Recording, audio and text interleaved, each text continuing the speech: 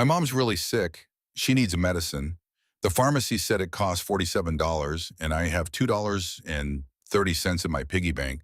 But that's not enough, so I thought maybe if I sold my bike, I could get the rest. She paused. Her lower lip trembled once, just once, and then she bit it still. It's the only thing I have that's worth money. My dad gave it to me before he went away. My mom says I'm supposed to take care of it, but my mom needs the medicine more than I need a bike. Axel felt something shift inside his chest, something old and heavy and rusted shut. He heard Gunnar exhale behind him, a long, slow breath that carried the weight of every broken thing the man had ever seen. What kind of sick is your mama, Rosie? She looked at her sneakers. She rubbed the toe of one against the floor in a small half circle, the way kids do when they are deciding whether to tell the truth or the safe version. She fell down the stairs, Rosie said quietly. Wade gets mad, she whispered. He yells real loud. He breaks things. He pushes her. He calls her stupid. He calls her worthless. He says she can't do anything right. She paused. Her small hand tightened on the handlebar until the knuckles went from white to gray. He says I'm supposed to keep quiet. He says if I tell anyone, they'll take me away from my mom. He says nobody will believe me because I'm just a kid and kids make things up. That was all. 2 words. But they moved through the clubhouse like voltage through wire. Leather rustled, chairs scraped back, boots hit the floor in a rolling thunder of purpose. Colt grabbed his riding gloves from the bar. Slade pulled his bandana up. Jax pushed off the wall and cracked his neck one side then the other. Gunnar was already at the door, keys in hand. Outside engines roared to life, one after another, a chain reaction of fury and intent that shook the gravel parking lot and sent vibrations through the soles of Rosie's worn-out sneakers.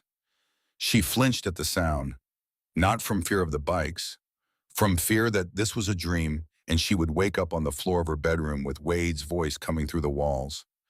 Axel knelt again. He put one hand on her shoulder, not heavy, not possessive, just there, steady, present.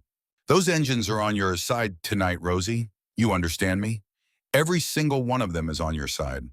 For the first time since she had walked through that door, the muscles in her face shifted. Not a smile, not yet. Something before a smile. Something like the first crack of light under a door that has been locked for a very long time. They rode through the rain, 6 bikes in formation, headlights cutting through the dark like searchlights sweeping a battlefield. Rosie rode in the truck with Gunnar, her bike in the bed, under a tarp, her pink helmet in her lap. She held it with both hands the way you hold something when you are afraid that if you let go of one solid thing, everything else will come apart. Gunnar drove slowly. He kept glancing at her in the mirror. She sat perfectly still, watching the rain hit the windshield, her reflection a ghost in the glass. You're a brave kid, Rosie. She did not answer. She just held her helmet tighter.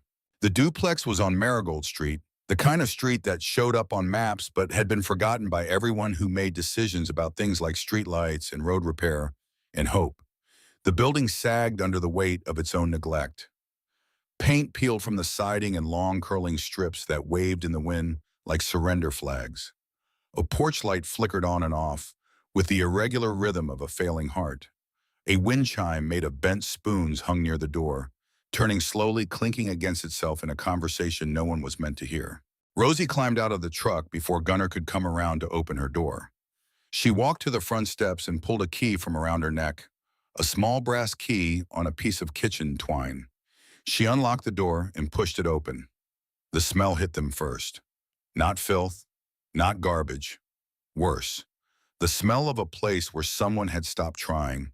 Stale air and old coffee, and the faint metallic undertone of something that every man in that group recognized, but none of them named out loud. Axel stepped in first. The living room was dim. A single lamp with a torn shade cast yellow light across a couch where a woman lay on her side breathing in shallow, uneven pulls. Her arm hung off the edged fingers almost touching the carpet. She was thin, the kind of thin that comes from choosing between feeding yourself and feeding your child and choosing the child every single time. Her face was a landscape of damage, a swollen left eye nearly shut, a split lower lip crusted dark. Bruises along her neck in the shape of fingers, 4 parallel lines of purple and black pressed into skin that had no more room for marks. Darla Donovan was 31 years old and looked 50. Not from age, from endurance. She heard them enter and tried to sit up. Pain shot across her face like lightning, and she collapsed back, one hand pressed against her ribs, her breath catching in a sound that was halfway between a gasp and a plea. "Rosie," she whispered. Her voice was raw, scraped thin. "Rosie, baby, who are these men? What did you do?" Rosie ran to her. She dropped to her knees beside the couch, gentle, so gentle, as if she had learned exactly how to touch her mother without causing more pain. She took Darla's hand in both of hers. "They're helping us, Mama. They're really helping." Darla's eyes moved across the leather cuts, the patches, the boots, the tattoos. Fear flickered through her expression, but it was a tired fear, the reflexive kind that comes from a body so accustomed to threat that it flinches at everything, even rescue. "If Wade comes back," she started. Gunnar shook his head slowly. "Ma'am, Wade is not going to lay another hand on you. Not tonight, not any night. Not while we're breathing." Darla's face crumbled. Not all at once, in pieces, the way a dam breaks one crack at a time until the whole thing comes down and everything behind it rushes out in a flood that cannot be stopped. She pressed her face into Rosie's small shoulder and sobbed. Rosie held her mother and stroked her hair, whispering something too quiet for anyone else to hear. Something that sounded like, "It's okay, Mama. It's okay now." Axel stood in the kitchen doorway and cataloged the room with the cold precision of a man who had learned to read crime scenes the way others read books. A hole punched in the drywall near the refrigerator, knuckle-sized. A chair with one leg shorter than the others, broken and poorly re-glued. A phone sitting on the counter with a cracked screen, the kind of crack that comes from being thrown, not dropped. No car keys anywhere. No purse. No wallet visible. The deadbolt on the back door was the kind that locked from the outside. He stared at that deadbolt for a long time. Colt appeared at his side. "He's got her locked in," Axel said, his voice barely above a breath. "No keys, no money, no phone that works. He's not just hitting her. He's caging her." Colt's jaw tightened until a vein pulsed in his temple. "I'll check the rest of the house." He came back 3 minutes later, his face the color of ash. "Kid's bedroom," he said.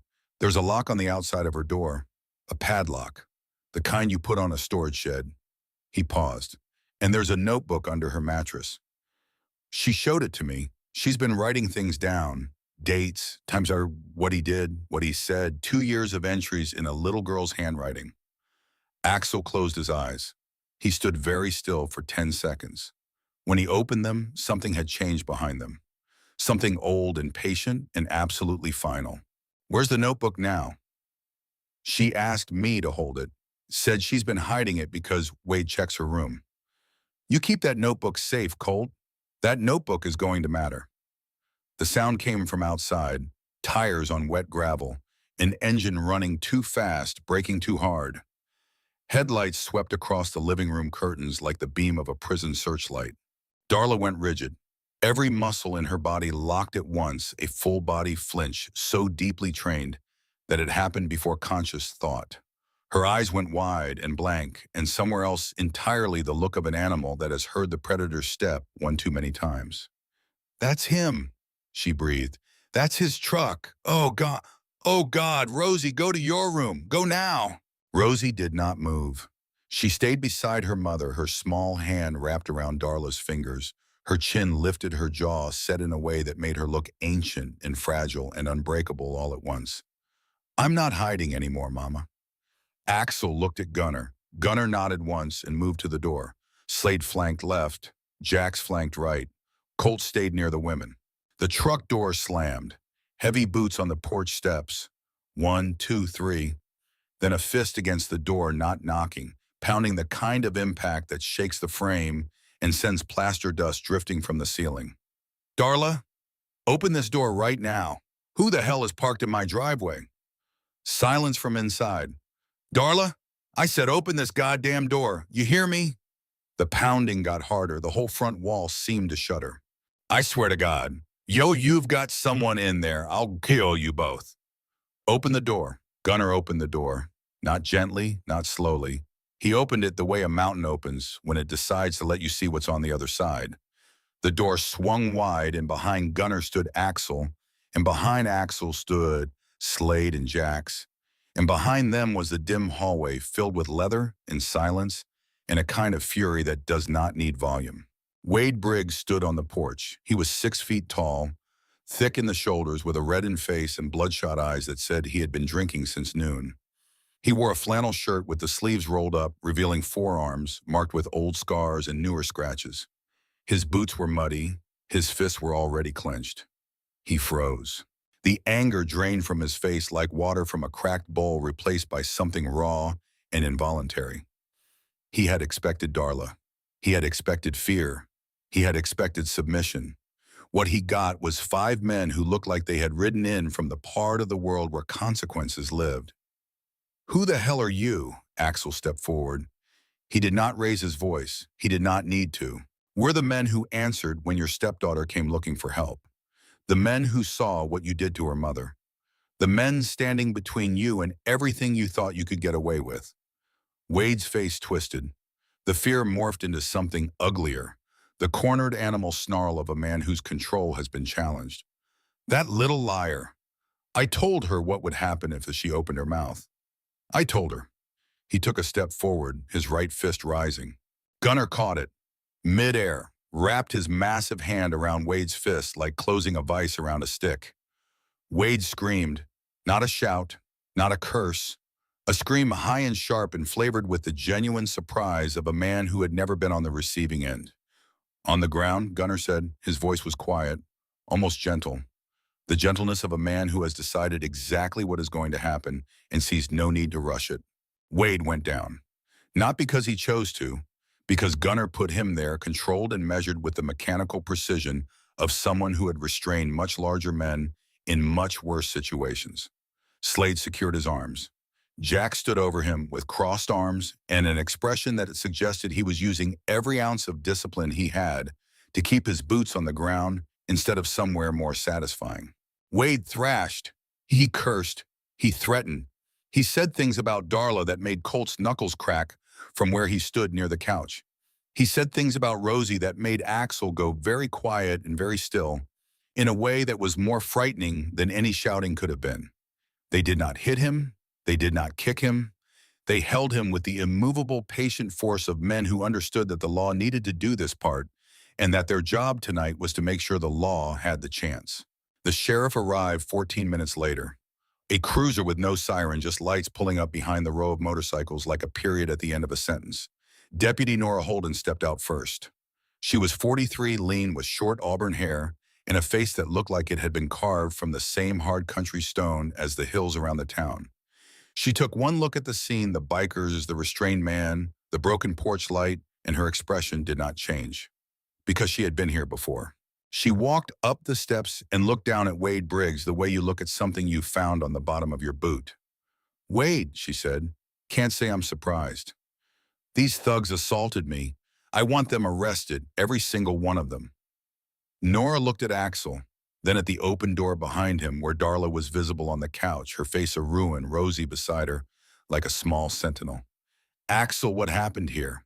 "His stepdaughter came to our clubhouse tonight asking us to buy her bicycle so she could afford medicine for her mother. Her mother has injuries consistent with sustained domestic abuse. The back door has an exterior deadbolt. The child's bedroom has a padlock on the outside. There's no working phone in the house and no vehicle keys accessible to the victim." Nora's expression hardened. She looked at Wade for a long time. "This is the 5th report from this distress in the 2 years, Wade, 5. You know why nothing stuck, because your uncle sits on the bench. Because every complaint got routed through his office. Because every protective order got denied." She crouched down.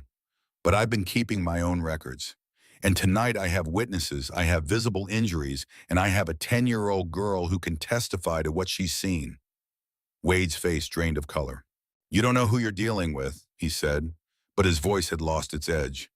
The bully's voice when the room stops being afraid. "I know exactly who I'm dealing with," Nora said. "A man who beats a woman half his size and locks a child in her room, the kind of man I've been waiting to catch clean for 2 years." She stood, Cuff him, read him his rights, and make sure the report goes to the state's attorney, not local, not this time. They loaded Wade into the cruiser. He shouted the entire time. Threats, promises, the name of his uncle Judge Harlan Briggs thrown around like a weapon. But the cruiser door closed and the shouts became muffled, and then the car pulled away, and the street was quiet except for the rain and the bent spoon wind chime clinking softly on the porch. Inside, Darla was sitting up. Barely. Rosie had propped pillows behind her and was holding a glass of water, tilting it carefully so her mother could sip without moving her split lip too much. Axel knelt beside them. "Ma'am, we need to get you to a hospital. Those ribs need looking at, and I'm guessing there's more going on than what I can see." Darla shook her head, the small automatic shake of a woman who had been told 1,000 times that hospitals meant questions and questions meant trouble. "I can't afford it. He controls the bank account. I don't even know the PIN. You don't need to worry about that tonight. You just need to worry about breathing without pain." Darla looked at Rosie. Rosie looked back at her with those old steady eyes. "Go, Mama. I'll be right there the whole time. I won't leave you." Darla's face broke again. But this time it was different. This time the braking had light behind it. They drove to Mercy General in Gunner's truck, Darla in the back seat, Rosie beside her. Axel riding alongside on his bike through the rain. The other brothers followed in formation, a convoy of chrome and purpose, cutting through the sleeping town like a river that had decided to change course. At the hospital, Darla was taken in immediately. The triage nurse took one look and called the attending physician without being asked. Rosie tried to follow the gurney through the double doors, and when they told her she had to wait, she planted her feet and looked up at the nurse with an expression that would have made generals reconsider their orders. "That's my mom. I'm not leaving her." The nurse looked at Axel. Axel shrugged. "I'd let her through if I were you. She's been making grown men do what she says all night." They let her through. In the waiting room, the bikers settled into plastic chairs that were never designed to hold men their size. Gunner went to the vending machine and came back with 6 coffees, all black, all terrible. He distributed them without asking who wanted one, because in his experience, people in hospital waiting rooms always needed coffee whether they knew it or not. He sat down and the chair groaned under him, and he sipped his coffee and grimaced and sipped it again. Slade leaned against the wall with his eyes closed, but he was not sleeping. Slade Vaughn had not slept more than 4 hours a night since coming back from 2 deployments that the VA classified as service in a theater of operations, and that Slade classified as the reason I don't close my eyes in rooms I haven't checked. He had joined the Iron Wolves 6 years ago after his 3rd marriage ended, and his therapist suggested he find a community that understood the particular frequency at which his nervous system operated. The Iron Wolves understood. They did not ask him to talk about it. They did not suggest he try yoga. They gave him a chair at the bar and a lane on the highway, and the right to be silent in the company of men who respected silence because they had their own. Now he stood against the hospital wall with his eyes closed and his ears open, cataloging every sound the way he cataloged every room he entered. Not because he expected danger, but because expecting danger was the only setting his brain had left. He was thinking about the girl, about the way she had walked into the clubhouse without hesitation, about the particular kind of courage that comes not from fearlessness, but from having already survived the thing you are afraid of so many times that fear loses its authority. He recognized that courage. He had seen it in young soldiers carrying rifles in places whose names he could not pronounce, moving forward, not because they were brave, but because stopping was worse. Jack sat with his elbows on his knees, staring at the floor tile pattern, counting something only he could see. Jax Flynn was the youngest of the group, 34, lean and angular, with a face that looked like it had been assembled from spare parts that did not quite match, but somehow worked together. He had come to the Iron Wolves at 26, fresh out of a situation that involved a woman and a man who hit her, and a night that ended with Jax in handcuffs and the man in the hospital, and the woman gone vanished, relocated to wherever women go when the system moves them and forgets to tell the people who tried to help. He had done 8 months in county for the assault charge. He had never heard from the woman again. He did not even know if she was safe. That not knowing lived in him like a low-grade fever, constant and unresolvable, flaring up at moments like this one, when a little girl walked out of the rain carrying the exact same story wrapped in a different name. He stared at the floor tiles and counted them because counting was something he could control, and control was something he needed right now because every cell in his body wanted to be somewhere else, specifically in the place where Wade Briggs was being held, having a conversation that would not involve words. Colt held the notebook. He had not let it leave his hands since Rosie gave it to him. He held it the way people hold things they know will be important later, with both hands close to his chest where nothing could reach it.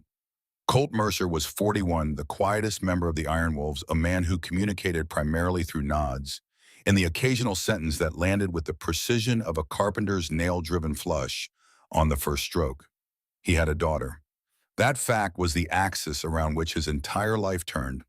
His daughter, Emma, was 23, now healthy, happy, living in Portland, calling him every other Sunday to talk about her job at the veterinary clinic and the sourdough starter she was trying to keep alive. She had grown up loved and safe and unaware of how rare those things were, and Colt had spent her entire childhood making sure it stayed that way, making sure she never knew about the nights he could not sleep because the world was full of men like Wade and children like Rosie, and the distance between the two was never far enough. He held the notebook. He could feel the bent corner of the cover through the thin cardboard, the slight warp from humidity, the weight of 100 handwritten pages pressed together. Somewhere inside those pages, in the careful, determined handwriting of a 10-year-old girl, was a record of every terrible thing that had been done to her mother over 2 years. He held it the way you hold a grenade, aware of its power, terrified of its fragility, committed to keeping it safe until it could be delivered to someone who would know what to do with it. Axel stood by the window. Rain streaked the glass. Beyond it, the parking lot lights turned the wet asphalt into a mirror that reflected everything and revealed nothing. He pulled out his phone and dialed a number he had not used in 3 years. It rang 4 times. "Mabel, it's Axel." A pause, then a voice dry and sharp as desert wind. "Axel Steele, it's 2 in the morning. I know. Someone better be dying. Someone almost did. I need a lawyer, Mabel, the kind who doesn't scare." Another pause, longer this time. "Tell me." He told her. All of it. The girl, the bike, the bruises, the deadbolt, the padlock, the judge's nephew, the notebook. Mabel Keller listened without interrupting. She was 71 years old, a retired defense attorney who had spent 40 years in courtrooms the way some people spend time in churches, with reverence and fury in equal measure. She had been an honorary member of the Iron Wolves since the day Axel's father had founded the club, back when the bikes were louder and the laws were looser and a handshake still meant something. When Axel finished, the line was quiet for a long time. "The notebook," Mabel said finally, 2 years of entries, in a little girl's handwriting. And Deputy Holden filed the report directly with the state. That's what she said. "Good. Holden's smart. She knows what Harlan Briggs will do if it touches his desk." Another pause. "I'll be at the hospital by 6. Don't let the mother sign anything. Don't let her talk to anyone from CPS without me present. And for God's sake, don't let those brothers of yours do anything stupid between now and then." Mabel. "What? Thank you. Don't thank me yet. Thank me when that man is behind bars and that child is sleeping through the night." She hung up. Axel put the phone away and stared at the rain. At 4:17 in the morning, the attending physician came out. Dr. Ellis was a tall man with tired eyes and a clipboard he held like a shield. "Family of Darla Donovan." Axel stepped forward. The doctor looked at the leather, the patches, the scars, and decided not to comment. "She has 3 fractured ribs, 2 on the left side, 1 on the right, a bruised kidney, significant soft tissue damage to the face and neck. But what concerns me more are the older injuries. She has healed fractures in her left forearm and right hand that are consistent with defensive wounds sustained over a period of at least 18 months. There's evidence of a previous concussion that was never treated, and her tox screen shows she hasn't been taking any medication despite what appears to be chronic pain." He paused. "This woman has been living with untreated injuries for a very long time. She's stable now, but she needs rest monitoring and follow-up care, and I've reported the injuries to law enforcement per mandatory reporting requirements." Axel nodded. "There's a 10-year-old girl in there with her." Yes, Rosie. She hasn't left her mother's side. She fell asleep in the chair about 20 minutes ago, still holding her mother's hand. The doctor looked at his clipboard, then back at Axel. That little girl carried her mother's water, adjusted her pillows, told me exactly which medications her mother had been taking before the man in the house threw them away. She knew the dosages. She knew the schedule. He paused. 10 years old. Yes, sir. Somebody raised that child right, despite everything. Yes, sir, her mama did. The doctor nodded once and went back through the double doors. Axel sat down in the plastic chair next to Gunnar. They sat there in silence while the hospital hummed and ticked around them, the fluorescent lights buzzing, the PA system calling codes to empty halls, the vending machine cycling its compressor in a low mechanical groan. He's going to get out, Gunnar said quietly. You know that. Judge Briggs will pull strings. He'll post bail before the paperwork is dry. Probably. And then what? Axel looked at the hallway where Rosie had disappeared with her mother. Then we do what we always do. We stand in front of whoever needs standing in front of, and we don't move. Gunnar was quiet for a moment. That kid, walking into our clubhouse like that, carrying that bike in the rain. Yeah, bravest thing I've ever seen. And I've seen some things. Axel nodded slowly. She wasn't asking for money, Gunnar. She was asking for someone to notice. Someone to look at her and see what was really happening. She walked past every house on that street, past the church, past the school, past the police station, and she came to us, a bunch of bikers in a bar, because somewhere in that 10-year-old brain, she decided that we were the ones who might actually do something about it. Gunnar stared at the floor. Well, he said. She was right. Dawn came gray and slow, like the sky wasn't sure it wanted to commit to another day. The rain had stopped, but the world was still wet, still dripping, still catching its breath. The hospital parking lot gleamed under the early light puddles, reflecting the iron-colored clouds. Mabel Keller arrived at 5:58. She drove a 1997 Lincoln Town Car, the color of a thunderstorm, and she parked it across two spaces because she had earned the right to park however she pleased. She was 5'2" and weighed maybe 115 pounds, and she walked into that hospital like she owned the building and was disappointed in its upkeep. Her white hair was pinned back in a severe bun. Her eyes were the pale blue of a gas flame. She carried a leather briefcase that was older than most of the men in the waiting room and in considerably better condition. Axel, she looked at the bikers spread across the waiting area like a leather-clad occupation force.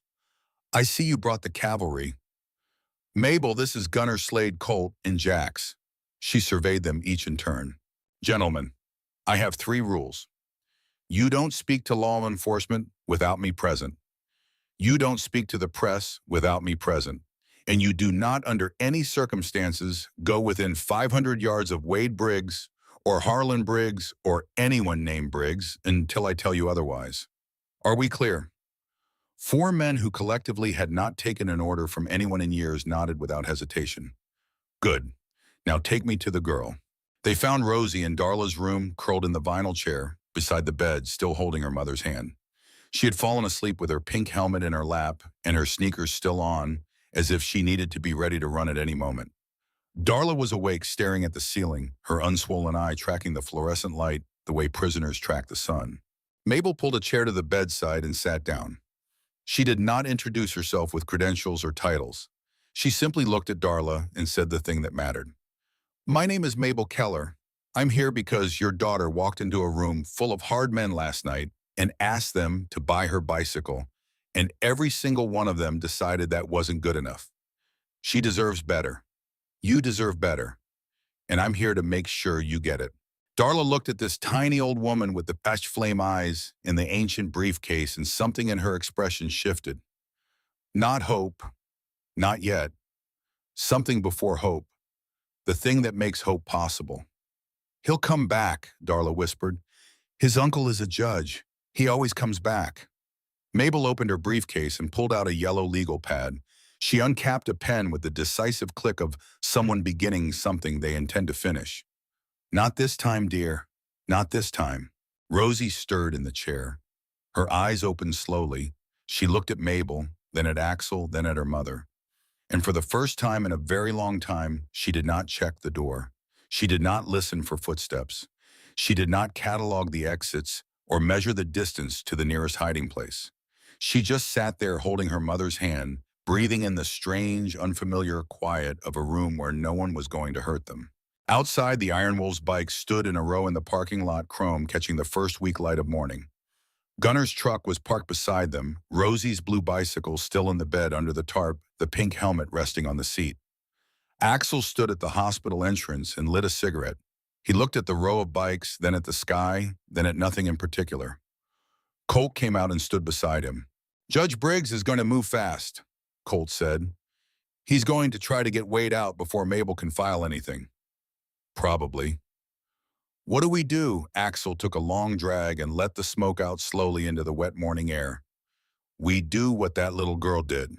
We show up, we tell the truth, and we don't stop until someone listens."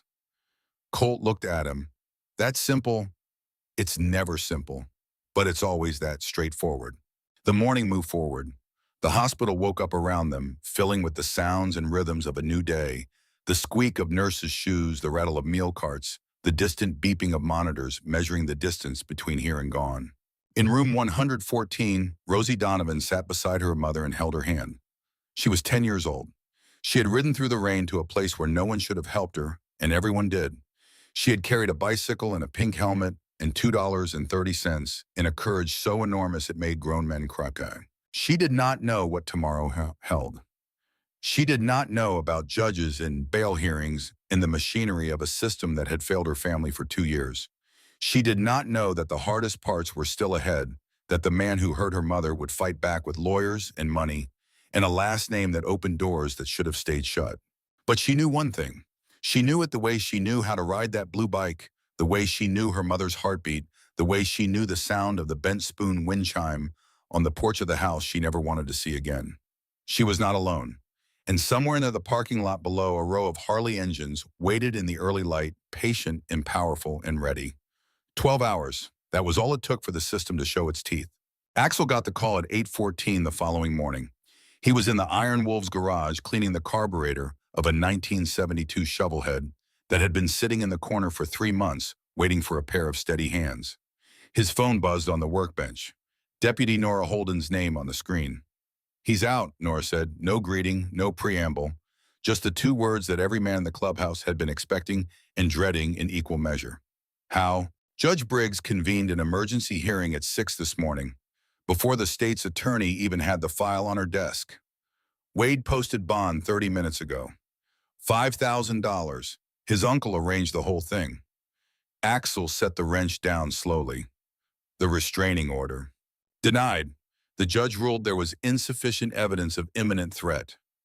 She paused and he could hear the controlled fury in her breathing. "Axel, he also filed a counter-complaint against you and your club. Assault, unlawful restraint, trespassing. His attorney is claiming you broke into the home and attacked him without provocation." The garage was quiet except for the drip of oil somewhere in the back. And Darla, still in the hospital. But here's the thing that's going to make you want to put your fist through a wall. CPS received a referral this morning. Anonymous, but we both know where it came from. They're citing Darla's association with known motorcycle club members as evidence of an unsafe environment for the child. Axel closed his eyes. They're going to take Rosie. They're going to try. The caseworker is scheduled to visit the hospital this afternoon. Another pause. Mabel needs to be there, Axel, and your brothers need to be somewhere else, anywhere else.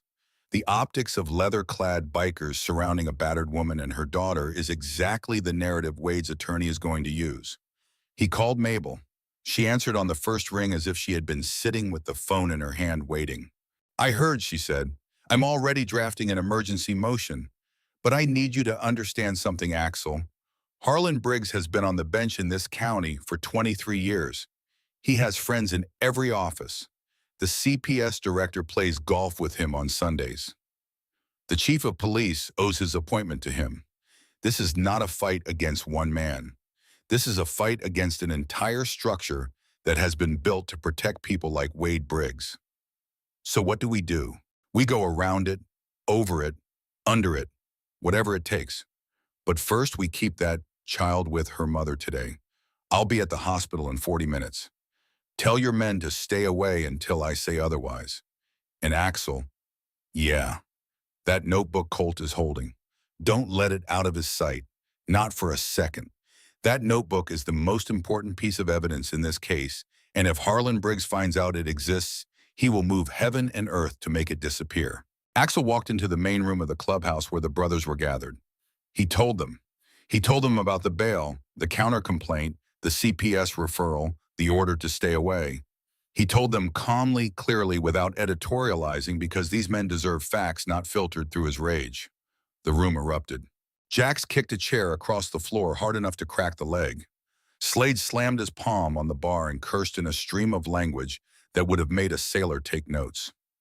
Gunnar stood absolutely still, which was worse than any outburst, because Gunnar's stillness meant he was calculating, and Gunnar's calculations tended to have consequences. "We go over there right now," Jack said. "We find Wade and we end this." "No." Axel's voice cut through the noise like a blade. "We do that and we prove everything they're saying about us. We're violent, we're criminals, we're a danger to that child. We do that and Wade wins. His uncle wins, and Rosie loses her mother." "So we do nothing." Jax's voice was hot. "We do what Rosie did. We find a way." He looked at Colt. "You still have the notebook." Colt patted his jacket. "Haven't let go of it." "Good. Slade, I need you to make some bombs. Wade's been with Darla for 2 years. Before that, there were others. A woman named Jolene Harper. Lived on the south side. She moved away about 3 years ago, supposedly. I want to know where she went and what happened to her." "How do you know about her?" "Nora told me last night. 4 complaints from that address, too. All of them went nowhere." Slade nodded and stepped outside with his phone. "Colt, I need you to photograph every page of that notebook, front and back. Then I need you to take the original to Mabel and they keep a digital copy in 3 different places. Email, cloud, flash drive. If something happens to one, we have the others." "Done." "Gunnar, you're with me. We're going to the hospital, but we're not going inside. We're going to sit in the parking lot and make sure that when CPS shows up, Mabel is standing between them and that little girl." Gunnar grabbed his keys. "And Jax looked at him, jaw still tight. Cool off, then start calling every independent journalist within 200 miles.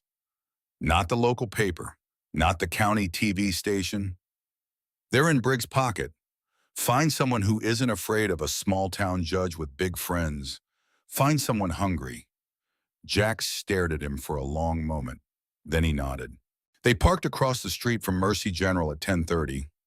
Axel sat on his bike helmet on his knee watching the entrance. Gunnar leaned against his truck, arms crossed, sunglasses on, looking like a monument someone had placed there as a warning. At 11:15, a gray sedan pulled into the visitor lot. A woman in a navy blazer stepped out carrying a manila folder. She walked briskly, purposefully, the walk of someone who had been given instructions and intended to follow them. 5 minutes later, Mabel Keller's Lincoln Town car rolled into the lot and parked directly behind the gray sedan. Mabel stepped out, briefcase in hand, white hair gleaming in the midday sun. She walked into the hospital without looking at the gray sedan, without looking at Axel, without looking at anything except the front doors. They waited. 1 hour, 2, Gunnar went to a gas station and came back with sandwiches neither of them ate. The sun moved across the sky. Shadows shortened, then lengthened. At 1:47, Mabel emerged. She walked to the edge of the parking lot where Axel was sitting and stood beside his bike. She looked tired, not defeated, tired. "They tried to take her," she said. "The caseworker had a removal order. Emergency placement in foster care signed by a family court judge this morning. Guess which judge? Harlan Briggs. Harlan Briggs.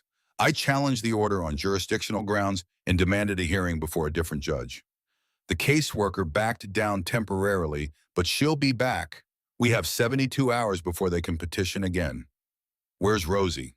"Still with her mother. Darla is being discharged tomorrow. I've arranged temporary housing at the women's shelter on Pine Street.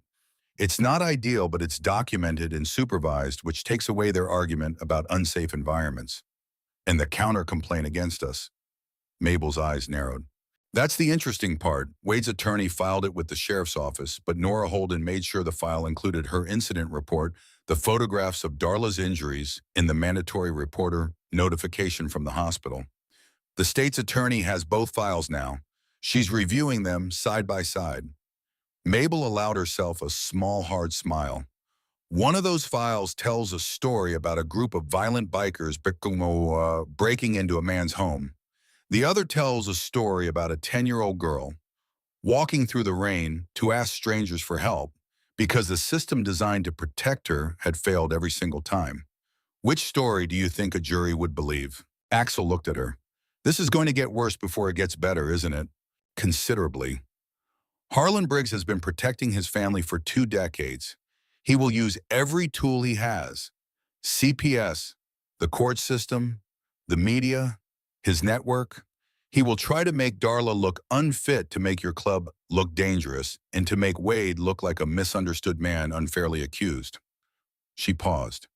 But he's never faced a 10-year-old girl with a notebook full of dates and details of a deputy sheriff with her own file of ignored reports and a retired lawyer with nothing to lose and a very long memory. She turned to go, then stopped. One more thing, Rosie asked me to tell you something. What? She said to tell you she's not scared. She said she's been writing everything down for 2 years because she knew this day would come. She just didn't know who would show up when it did. Mabel got in her car and drove away. Axel sat on his bike for a long time after that, staring at the hospital, thinking about a 10-year-old girl who had been keeping a record of her own suffering in a notebook under her mattress. Because some part of her, some unbreakable, incandescent part, believed that someday someone would read it and care. The next 48 hours moved in a blur of legal filings, phone calls, and the slow grinding machinery of a system being forced to look at something it had been designed to ignore. Slade found Jolene Harper. It took him 3 days and 11 phone calls and a visit to a bail bondsman in Henderson who owed the Iron Wolves a favor from a situation involving a stolen Softail and a misunderstanding about property lines. The bondsman knew a skip tracer. The skip tracer knew a social worker. The social worker knew a woman who had changed her name and moved 300 miles from the town where Wade Briggs had broken her collarbone and 2 fingers on her left hand. Jolene was living in a trailer park outside of Reno Lot 17, a single wide with an awning that sagged on one side, and a potted cactus by the front step that she watered every morning because it was the only living thing she was responsible for, and she took that responsibility seriously. She worked nights at a gas station on the highway, the kind of station where truckers stopped for diesel and coffee and occasionally asked questions that she had learned to deflect with a flat practice smile of a woman who had mastered the art of being present without being accessible. She had filed a police report. It was never processed. She had gone to the station on a Tuesday afternoon with a swollen eye and a collarbone that clicked when she raised her arm, and she had sat in a plastic chair and filled out a form and handed it to a deputy who looked at it and looked at her and said he would file it and get back to her. He did not get back to her. She went back a week later and asked about it and was told the file was under review. She went back again a month later and was told the file had been transferred. She asked where. They said they would check. No one checked. The file entered the particular bureaucratic limbo that exists for documents that powerful people do not want processed, a state of perpetual pending that looks like inefficiency but is actually policy. She had requested a restraining order. It was denied by Judge Harlan Briggs, who noted in his ruling that the petitioner had failed to demonstrate a pattern of behavior constituting imminent threat, a phrase so precisely worded and so deliberately inadequate that it could only have been written by someone who understood exactly what was happening and chose with full knowledge and clear intention to allow it to continue. She had called CPS when she learned that Wade was living with another woman who had a child. She had called from a payphone at the gas station because her cell phone was gone smashed against the kitchen counter during the last argument, which was the argument that finally made her understand that this would not stop, that it would never stop, that the only option was to leave and keep leaving until the distance between her and Wade Briggs was measured in state lines rather than city blocks. No one called her back. When Slade told her that a 10-year-old girl had walked into a biker clubhouse carrying a bicycle trying to save her mother from the same man who had nearly killed Jolene, The line went quiet for a long time. He could hear the desert wind through the phone, the distant hum of the highway, the small mechanical sound of the cactus pot scraping against concrete as the breeze pushed it half an inch across the step. Then Jolene said 4 words. I'll testify. Anything. Slade stayed on the phone with her for another 20 minutes. He learned things. Jolene had been with Wade for 14 months. The violence started at month 3 the way it always starts, with words first, then hands. She learned quickly that the police would not help. Not in a town where Wade's uncle held court. She learned that the system was not broken. It was working exactly as designed to protect men like Wade and silence women like her. She told Slade about the woman before her, a woman named Ruth Ann. She had lived with Wade for almost a year before disappearing. Jolene had tried to find her once. She called hospitals, shelters, halfway houses. Nothing. Ruth Ann was a ghost erased from the record as completely as if she had never existed. Jolene did not know if she was alive. Slade wrote everything down. He called Nora Holden and passed along the information. Nora listened in silence, then said, I'll look into Ruth Ann. If she's findable, I'll find her. Jax found his journalist. Her name was Teresa Nolan. She worked for a regional investigative outlet based 2 counties over, the kind of publication that survived on grants and stubbornness, in the belief that accountability journalism still mattered. She was 45, sharp-faced, with the particular intensity of a reporter who had been chasing corruption stories long enough to recognize the smell. She drove to the Iron Wolves clubhouse on the 2nd day. Jax met her in the parking lot. She looked at the building, the bikes, the men lingering near the door, and she did not flinch. Tell me everything, she said. Jax told her. Not the version they wanted the public to hear. Not a sanitized narrative designed to make bikers look like saints. The truth. A kid walked in. We helped. The system is trying to punish us for it. Teresa asked questions for 3 hours. She recorded nothing, wrote nothing, just listened with the focused attention of someone building a structure in her mind, fitting each piece into place, testing the weight of it, checking for gaps. When Jax finished, she sat in her car for 10 minutes without starting the engine. Then she rolled down the window. I'm going to need to talk to the mother and the deputy and the lawyer. I can arrange that. And I'm going to need a copy of the notebook. Mabel has the original. We have copies. Send me the copies. I'll verify independently. She started her engine. This Judge Harlan Briggs, how long has he been protecting his nephew? At least 5 years. Probably longer. Teresa nodded slowly. Then this isn't just a domestic violence story. This is a corruption story. And corruption stories are the ones that move the needle. She drove away. Jax watched her car disappear down the highway, trailing a thin cloud of dust that hung in the afternoon light like a question mark. That night, Darla was discharged from the hospital. Mabel had secured the shelter placement. Axel sent Colt and Slade to help with the move, to carry what little Darla and Rosie had, which was almost nothing. A bag of clothes, a stuffed animal, a rabbit with one ear held on by safety pins that Rosie had named Captain when she was 4 years old. Rosie's pink helmet, and the blue bicycle which Colt lifted from the truck bed and set on the shelter's porch with the care of a man handling something sacred. Rosie stood in the doorway of their new room. It was small. A bed, a cot, a dresser, a window that looked out onto a parking lot. The walls were the color of oatmeal. The carpet had a stain near the radiator that looked like a map of a place nobody wanted to visit. The overhead light buzzed with the particular frequency of fluorescent tubes that have been running too long and are not sure why they bother. But the door locked from the inside, and there was no padlock on the outside. She looked at the door lock for a long time. She reached out and turned the deadbolt. Click. She turned it back. Click. She turned it again. Click. Each time she listened to the sound with the focus of someone learning a new language, a language that said, this door belongs to you. Mama, she said, I can lock it myself. Darla sat on the bed and pulled Rosie onto her lap, careful of her ribs, and held her. They sat like that without speaking, 2 people learning what it felt like to be in a room where the locks worked for them instead of against them. Colt stood in the hallway and watched them through the half-open door. He had not let go of the notebook since Rosie placed it in his hands, and even now, with the digital copies secured in 3 separate locations, he kept the physical copy inside his jacket close to his chest, the way a soldier carries orders from a commanding officer whose rank exceeds his own. He thought about his own daughter. She was 23 now, living in Portland, working as a veterinary technician, calling him every other Sunday to talk about nothing and everything. He thought about how she had never not once in her entire life needed to keep a secret notebook under her mattress. He thought about what it meant that some children did. He thought about it for a long time, standing in that hallway until Slade touched his shoulder and told him it was time to go. They left. The shelter was quiet. The parking lot was empty except for Mabel's Lincoln, parked under the single working light, like a sentinel. And inside it, Mabel Keller sat with her briefcase on the passenger seat, reading documents by the dome light, preparing for a war she had been training for her entire career. Back at the clubhouse, while the legal and logistical machinery turned its slow gears, the brothers did the thing they knew how to do. They fixed what was broken.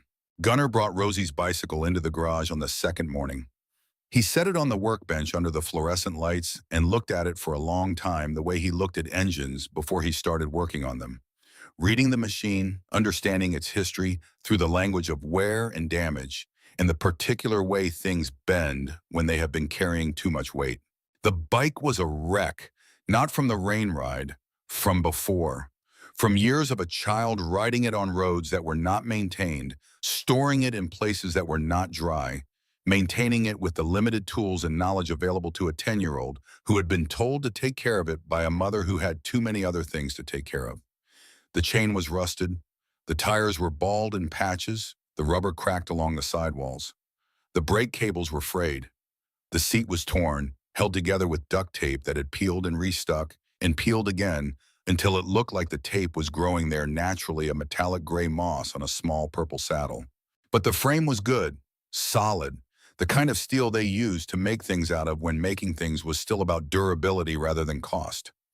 And the pink bell mounted on the right handlebar with a small bracket that had been installed by someone who cared about placement, someone who understood that a bell should be where small fingers could reach it without letting go of the grip. The pink bell was perfect, dented slightly, scratched. But when Gunnar flicked it with his thumbnail, it rang clear and true, a bright sound in the oily garage that made something in his chest tighten. He called Colt and Slade over. They gathered around the bench like surgeons around an operating table, assessing the patient. Colt ran his hand along the frame, checking for cracks, feeling for the subtle deformations that indicate stress fractures invisible to the eye.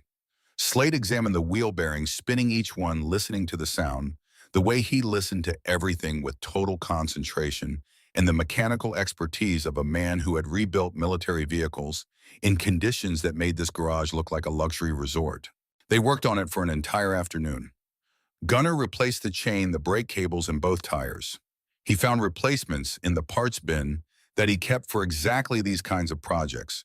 Parts he collected from swap meets, in garage sales, in the occasional donated bicycle that showed up at the clubhouse, because people in town knew that the Iron Wolves fixed bikes for kids who could not afford new ones. It was not a formal program. There was no sign. There was no website.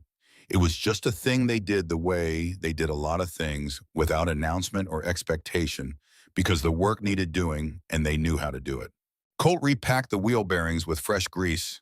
He trued both wheels, tightening spokes with a spoke wrench and spinning the wheels and watching the rim for wobble, with the patience of a man for whom precision was not a goal but a way of life.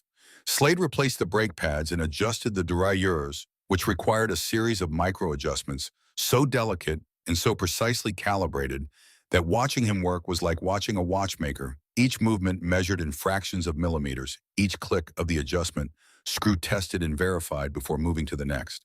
They did not replace the bell. They cleaned it.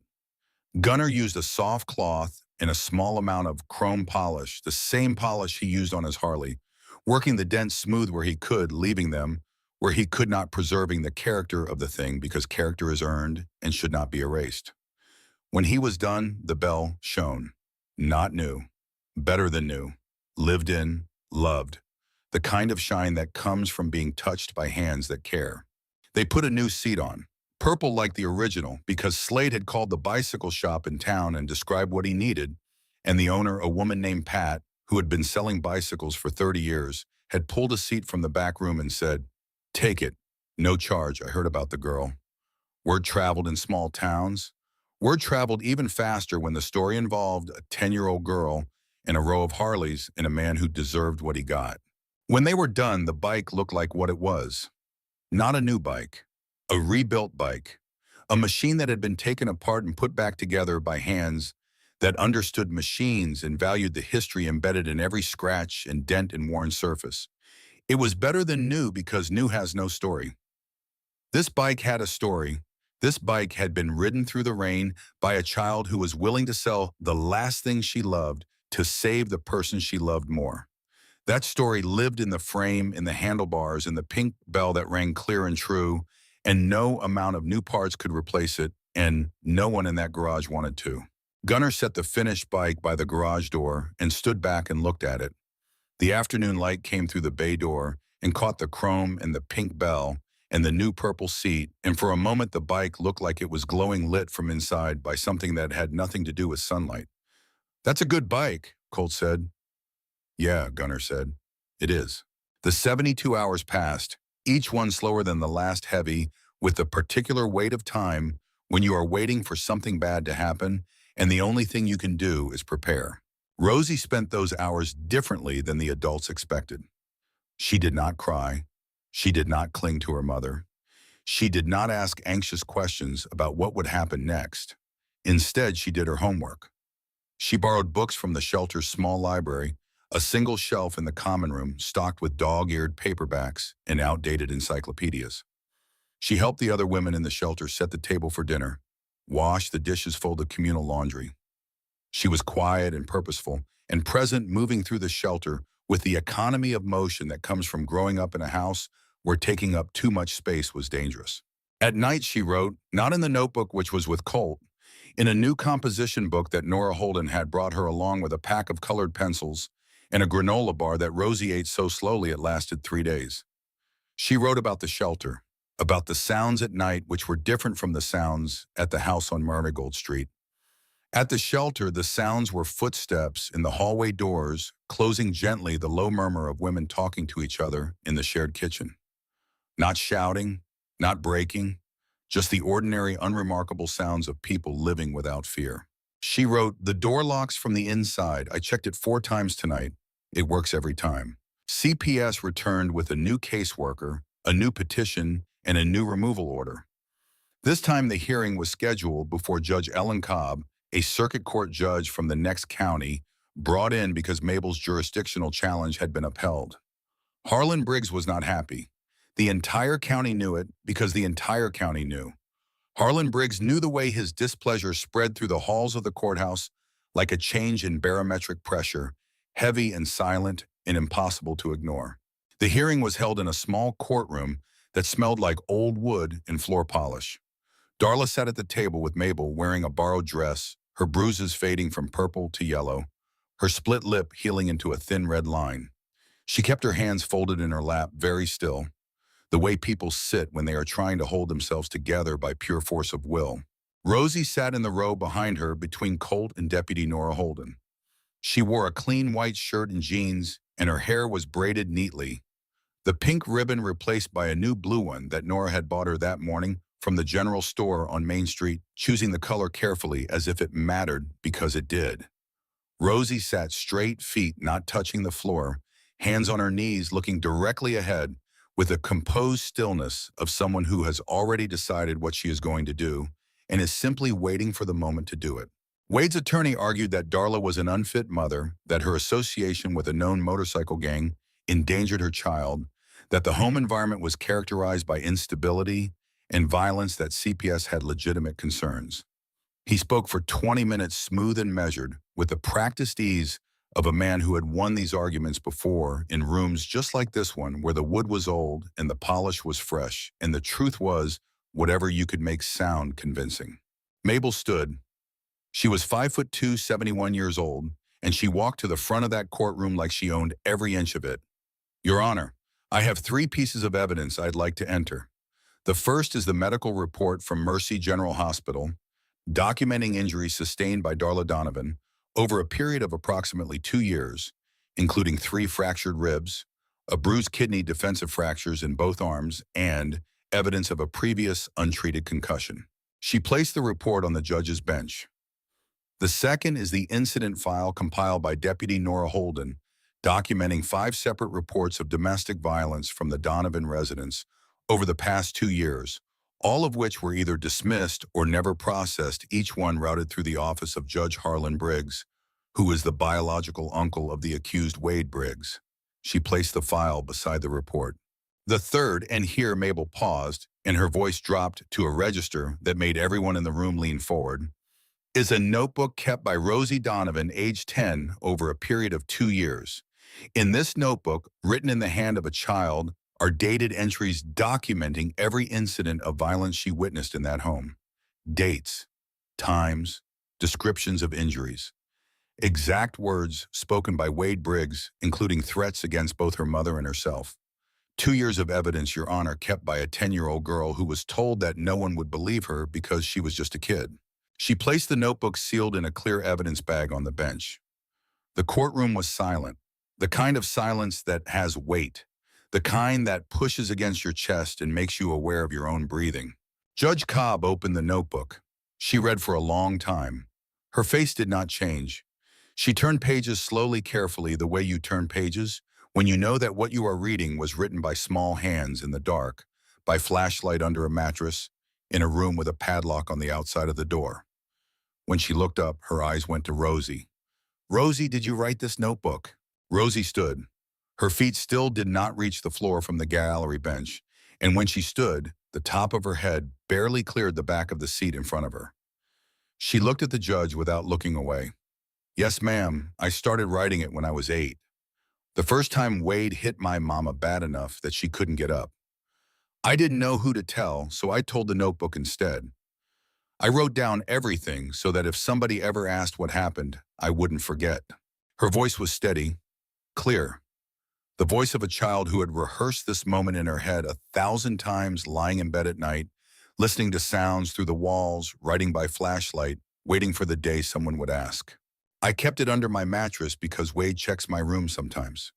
He checks my backpack, in my drawers, and my closet. But he never looks under the mattress. She paused. I was scared every day that he would find it. But I was more scared of what would happen if I didn't keep writing. Judge Cobb looked at the notebook again, then at Darla, then at Wade's attorney, who had gone very still, his pen motionless above his legal pad, the way a man goes still when he realizes the ground beneath him is not as solid as he thought. Counsel, the judge said, your client is arguing that this mother is unfit, but the evidence before me suggests that the only threat to this child's welfare was your client himself.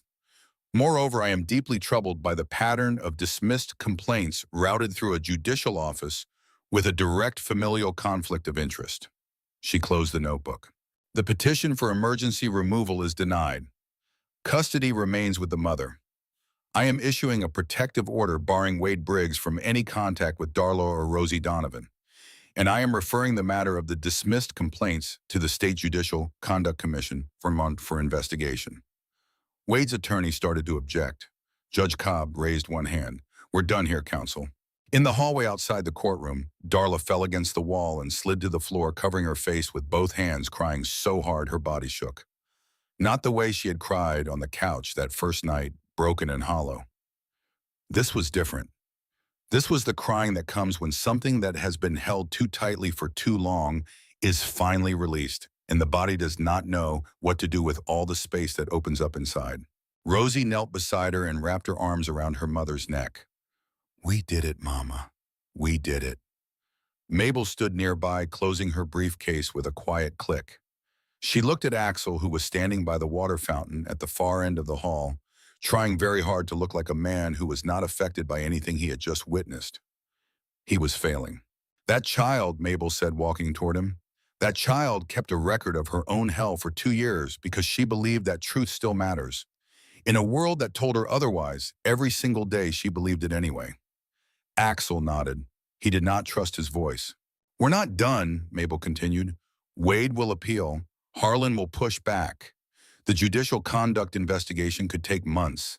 And there's the matter of Jolene Harper and whatever happened to the other women Wade was with before Darla. Teresa Nolan is working on that.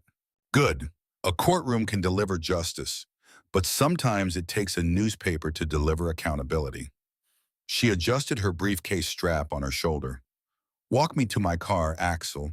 These hallways are too long for a woman my age. He walked beside her. She was small next to him, barely reaching his shoulder, but she moved through the courthouse corridor with the unhurried authority of someone who had walked these halls 1,000 times and left marks on every one of them. People stepped aside, not because she was intimidating, because she was Mabel Keller, and in this part of the state, that name meant something that had nothing to do with size. At the car, she turned and looked at him with those pale blue eyes. Your father would be proud of you. He always said the Iron Wolves were built for exactly this. Not the riding, not the noise, the standing up. She got in her Lincoln and drove away. The thunderstorm-colored car moved slowly through the parking lot, deliberate and certain the way its owner moved through courtrooms. Axel stood in the courthouse parking lot. The sun was going down. Somewhere inside, Rosie Donovan was helping her mother stand up from the hallway floor, steady and careful the way she did everything. Somewhere inside, Deputy Nora Holden was filing the protective order with her own hands, walking it through the system, personally making sure it went to the right office. This time, watching it land in the right file, because she had learned the hard way that paperwork in this county had a tendency to disappear when it was inconvenient for the wrong people. Somewhere inside a notebook full of a child's handwriting was being entered into the official record, each page a testament to 2 years of courage that no 10-year-old should have had to show. He pulled out his phone and called Gunnar. We won today. Good. But it's not over. Didn't think it was. Mabel says Wade will appeal. Judge Briggs is going to fight the investigation. We need to stay close. Not too close, close enough. We're not going anywhere, brother. None of us are. Axel looked at the sky streaked with orange and purple, the kind of sky that makes you think about endings and beginnings and the thin line between the two. Gunnar. Yeah, that kid. She kept a notebook. I know. 2 years, writing in the dark, under her mattress, because she believed somebody would care. Gunnar was quiet for a moment. Somebody did. Yeah, but it shouldn't have taken 2 years in a biker club for somebody to listen to a 10-year-old girl. No, Gunnar said. It shouldn't have.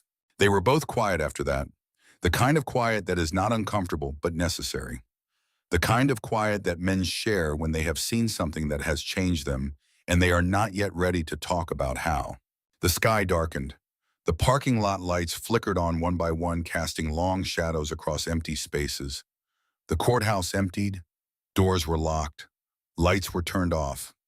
The building settled into its nighttime posture, old wood creaking, old pipes humming, the accumulated weight of 100 years of decisions resting on its bones. Inside the women's shelter on Pine Street, Rosie Donovan sat on the edge of her cot and looked at the ceiling.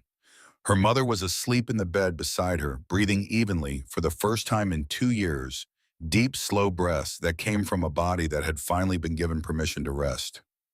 Rosie reached over and touched her mother's hand, just touched it, felt the warmth, felt the pulse, felt the life. Then she pulled her composition book from under her pillow and opened it to a fresh page. She wrote in her careful, determined handwriting, "Today was a good day." The judge listened. Mama cried, but the good kind. Colt said my notebook helped. I'm going to keep writing because you never know when someone will ask what happened and you need to remember. She closed the book and slid it back under her pillow, but she did not check the door lock this time. She already knew it worked. Teresa Nolan's story broke on a Tuesday morning. It was not the kind of story that appeared in headlines designed to attract casual readers. It was long-form investigative journalism, the kind that takes weeks to build and minutes to detonate. 12,000 words across 3 pages of the Ridgeline Independent, accompanied by court documents, medical records, and a photograph of a padlock on a child's bedroom door that looked exactly like what it was, evidence of a crime that had been happening in plain sight. The headline was simple: a judge, his nephew, and the system that looked away. The story began with Jolene Harper. It traced 5 years of complaints, all filed, all ignored, and all routed through the same judicial office. It documented Wade Briggs's history, the pattern of relationships, the pattern of violence, the pattern of women who disappeared from the community without explanation or inquiry. It detailed the procedural failures, the rejected restraining orders, the unprocessed police reports, the CPS referrals that were never followed up, each one a door that should have opened onto help and instead opened onto nothing. And then it told the story of Rosie Donovan, a 10-year-old girl who walked into a biker clubhouse on a rainy Thursday night carrying a blue mountain bike and a pink helmet, asking if someone would buy her bicycle so she could afford medicine for her mother. A 10-year-old girl who had kept a notebook for 2 years, documenting every act of violence in her home, writing by flashlight under her mattress, because she believed that someday someone would ask what happened. Teresa did not quote the notebook. She described it. She described the handwriting, which started in large, careful block letters and gradually became smaller, tighter, more controlled, as if the child was learning to compress her pain into smaller and smaller spaces to make room for more. She described the dates, which were meticulous. She described the details, which were specific in the way that only an eyewitness can be specific, not the broad strokes of memory, but the sharp edges of lived experience. She described an entry from February of the previous year that read simply, "He broke 3 plates and Mama's finger. I hid in the closet. I heard everything." The story went out at 6 in the morning. By noon, it had been picked up by 3 wire services. By evening, it was on the front page of every major news site in the state. By the following morning, the state attorney general's office had announced a formal investigation into Judge Harlan Briggs and the handling of domestic violence cases in the county. The reaction was not subtle. It was a detonation. Letters to the editor, social media posts, phone calls to the county supervisor's office. A candlelight vigil organized by a women's advocacy group held on the courthouse steps, attended by 300 people who stood in the dark holding flames and saying nothing, because silence in this context was the loudest thing any of them could do. The calls started coming into Deputy Nora Holden's office before lunch on the first day. Women, one after another, some from the county, some from surrounding areas. Women who had filed complaints that went nowhere. Women who had been told that their injuries were not severe enough, that their testimony was not credible enough, that the court had reviewed their case and found no cause for action. Women who had stopped calling because calling had never done anything except make it worse. Nora took every call. She wrote down every name. She added them to her file, which had grown from a folder to a box, from a box to a cabinet. She did not cry at her desk because she had trained herself not to cry on the job. But that night in her car in the parking lot of the sheriff's office, she sat in the dark for 20 minutes with her hands on the steering wheel and her forehead resting on her hands, and she let the quiet do what it needed to do. Then she started the engine and drove home, because there was work to do tomorrow and the day after that and the day after that. She also found Ruth Ann. It took her longer.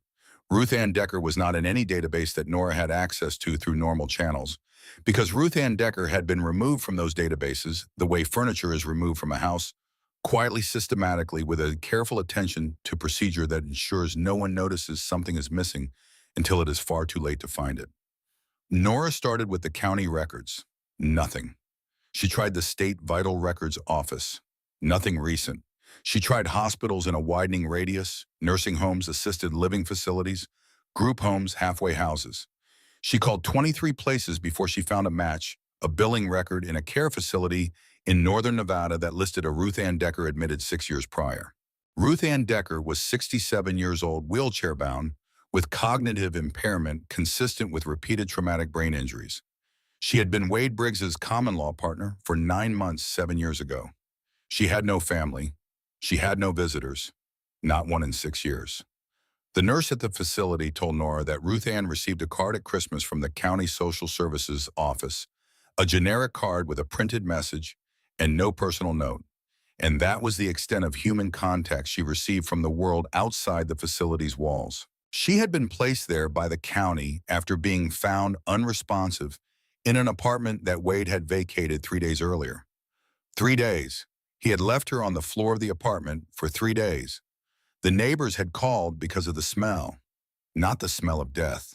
The smell of a body that has been lying in one position for so long that the basic biological functions of living become their own kind of emergency. The official record stated she had suffered a fall. The medical record told a different story, one written in fracture lines and brain damage, and the careful clinical language that doctors use when they know what happened but cannot prove it. Subdural hematoma, orbital fracture, cervical spine compression, defensive wounds on both forearms. The admitting physician had written in the margins of the intake form a single sentence that Nora read 3 times: injuries inconsistent with reported mechanism. 4 words that said everything and changed nothing, because 4 words in the margin of a medical form do not have the weight to move a system that does not want to be moved. Nora drove to the facility. It was a 4-hour drive each way through desert that looked like the surface of a planet that had given up on the idea of supporting life. She drove with the windows down because the air conditioning in her cruiser had been broken for 3 months and the county budget did not include repairs for equipment that still technically functioned. The hot wind tasted like dust and sage and the particular dryness that settles into your teeth and stays there. The facility was a low, flat building surrounded by a parking lot that was mostly empty and a lawn that was mostly brown. The lobby smelled like disinfectant and something else underneath the sweet, heavy smell of lives that have been reduced to their most basic elements: breathing and eating and sleeping, and the slow accumulation of hours that pass without being lived. She sat with Ruth Ann for 2 hours. Ruth Ann was in a wheelchair by a window that overlooked the brown lawn.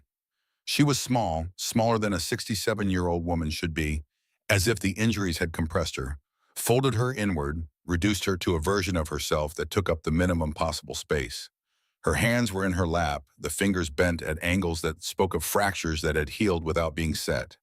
Her eyes were open, but focused on something that was not in the room, something in the middle distance that only she could see, a place she visited often, judging by the way the nurses left her there, without commenting the way you leave someone who has found the only comfortable spot in an uncomfortable world.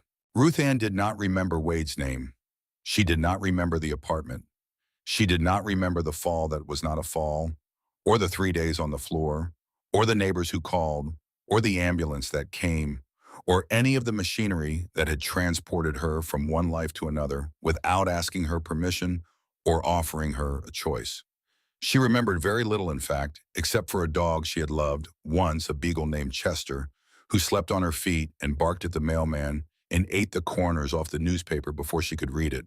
She remembered Chester with a clarity and affection that made Nora's throat tight, because the memories that survived the damage were the ones Ruth Ann had loved most, the ones that had been stored so deep that even a subdural hematoma could not reach them. And she remembered the way the morning light came through the kitchen window of a house she may or may not have lived in, the light falling across a counter where she made coffee, the steam rising into the beam, catching the particles of dust that floated there, turning them gold. She told Nora about the light for 20 minutes. She described it the way poets describe things, with specific attention to color and texture, and the way it changed as the morning progressed, growing whiter, losing its gold, becoming ordinary.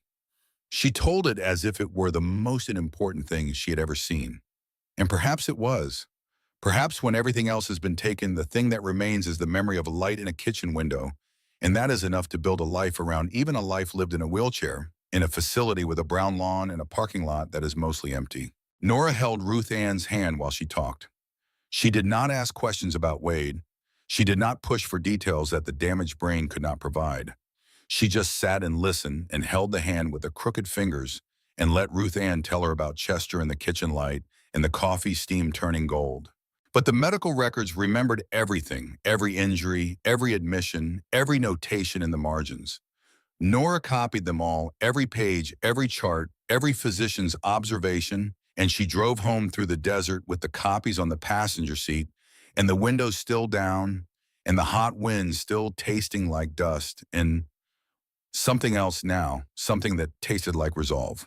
She added the records to her file, which had grown from a folder to a box to a cabinet, and she sat at her desk, and she did not cry because she had trained herself not to cry on the job, but she pressed her thumb and forefinger against the bridge of her nose, and she breathed very carefully for a full minute before she picked up the phone and called Mabel. Judge Harlan Briggs issued a statement through his attorney. He denied any impropriety. He stated that all judicial decisions were made in accordance with the law and established procedure. He called the allegations unfounded and politically motivated. He did not mention his nephew. He did not mention Rosie Donovan. He did not mention the padlock on a child's bedroom door. He did not mention Ruth Ann Decker sitting in a care facility with a brain that Wade Briggs had broken. Nobody believed him. Not anymore. The Judicial Conduct Commission scheduled a hearing for the following month. Wade Briggs, emboldened by his uncle's defiance, or cornered by the collapsing walls of his protection, or simply driven by the blind, predictable compulsion of a man who cannot accept that his control has ended, did exactly what men like Wade always do when they feel their grip slipping. He escalated. It happened on a Thursday night, exactly 2 weeks after Rosie had walked into the Iron Wolves clubhouse. A cycle, a repetition, as if the universe had arranged the timeline to make a point about patterns, about the way violence moves in circles, about the way abusers always return to the scene of their ownership, to reassert a claim that was never theirs to make. Rosie was in the shelter common room sitting at a table doing homework. Long division. She had been working through the problems slowly, carefully, the way she did everything with the patience of a child who had learned that rushing leads to mistakes and mistakes lead to consequences. She was on problem number 17. She was getting them all right. She had always been good at math. Numbers followed rules. Numbers did not change their mind. Numbers did not lie. She heard the truck first. The engine. She knew that engine the way some children know their father's footsteps or their mother's voice or the sound of the school bell at the end of the day, by instinct, by repetition, by the particular kind of knowledge that comes from living with threat long enough that your body learns to identify it before your mind does. She knew the weight of that engine, the rhythm of its idle, the particular growl of a motor that had been driven hard and maintained poorly. She looked up from her math problems. Her pencil stopped moving. The shelter director, a woman named Gail Weaver, was at the front desk. Gail was 58, built like a fireplace, with a voice that could comfort a child and command a room in the same breath. She had been running the Pine Street shelter for 14 years. She had seen men like Wade before. She had a protocol for men like Wade. But protocols assume that men follow the rules of engagement, and men like Wade do not follow rules. They follow compulsion. She saw the headlights sweep across the parking lot and reach for the phone. But the truck did not stop in the parking lot. It jumped the curb, tore across the grass, and stopped 6 feet from the front door, with its engine still running and its headlights flooding the lobby like a prison spotlight. Wade Briggs got out. He was drunk. The particular kind of drunk that does not make men clumsy but makes them certain. Certain of their right to control, certain of their right to take, certain that the world owed them something and that tonight was the night they would collect. He walked to the front door and tried the handle. Locked. He pounded on it. The sound echoed through the shelter like a detonation, and every woman inside flinched. Because every woman inside knew exactly what that sound meant. It was the sound of a man demanding entry. It was the sound that preceded everything bad. Darla, I know you're in there. Open this door. You think a piece of paper is going to stop me? You think these people can protect you? Gail called the police. Then she called Mabel. Then she called Axel. In the common room, the other women moved quickly and quietly. They knew the drill. They had all lived through their own versions of this moment. They went to their rooms. They locked their doors. They held their children. They waited. Rosie stood up from the table. She set her pencil down on top of problem number 17. She straightened her notebook so the edges were aligned with the table's edge. Then she walked to the front door, which was locked, bolted, and reinforced with a steel plate that Gail had installed after the third time a man tried to break through it. She stood on the inside of the glass panel and looked at Wade Briggs. He saw her, his face contorted with something that was part rage and part recognition and part the animal confusion of a predator encountering prey that does not run. Rosie, you open this door right now, you hear me? I am done playing games with you people. You think you can take what's mine. You think some judge can tell me where I can and can't go. Rosie looked at him through the glass. The man who had locked her in her room. The man who had broken her mother's ribs and her mother's spirit and every plate in the kitchen cupboard. The man who had told her that no one would believe her because she was just a kid and kids make things up. She looked at him the way she looked at long division problems, with focus, with clarity, with the calm certainty of someone who understands the equation and already knows the answer. No, she said. One word. Clear, not loud, not angry, just complete. Wade's fist hit the glass. The panel cracked but held a spider web of fracture lines radiating out from the impact like a map of all the damage one man's anger can do. Rosie did not step back. She did not flinch. She stood her ground 4 feet 11 inches tall, 67 pounds, a child made of something harder than glass and more enduring than rage. I'm not scared of you anymore, Wade. Her voice carried through the cracked panel through the parking lot into the night air. It was the voice of a child, but it carried a weight that had nothing to do with volume. It carried 2 years of notebooks, 2 years of silence, 2 years of watching and recording and waiting for the moment when the truth would matter more than the fear. Behind her in the hallway, Darla had emerged from their room. She had heard Wade's voice and her body had done what it always did, frozen locked, gone to the place inside herself where the pain could not reach. But then she heard Rosie's voice, and something in Rosie's voice broke through the ice, not the words, the steadiness, the refusal, the absolute quiet, immovable no. Darla stood into the hallway, one hand against the wall for balance, watching her 10-year-old daughter stand at a cracked glass door and say the thing that Darla had been trying to say for 2 years. Wade raised his fist again. He never brought it down.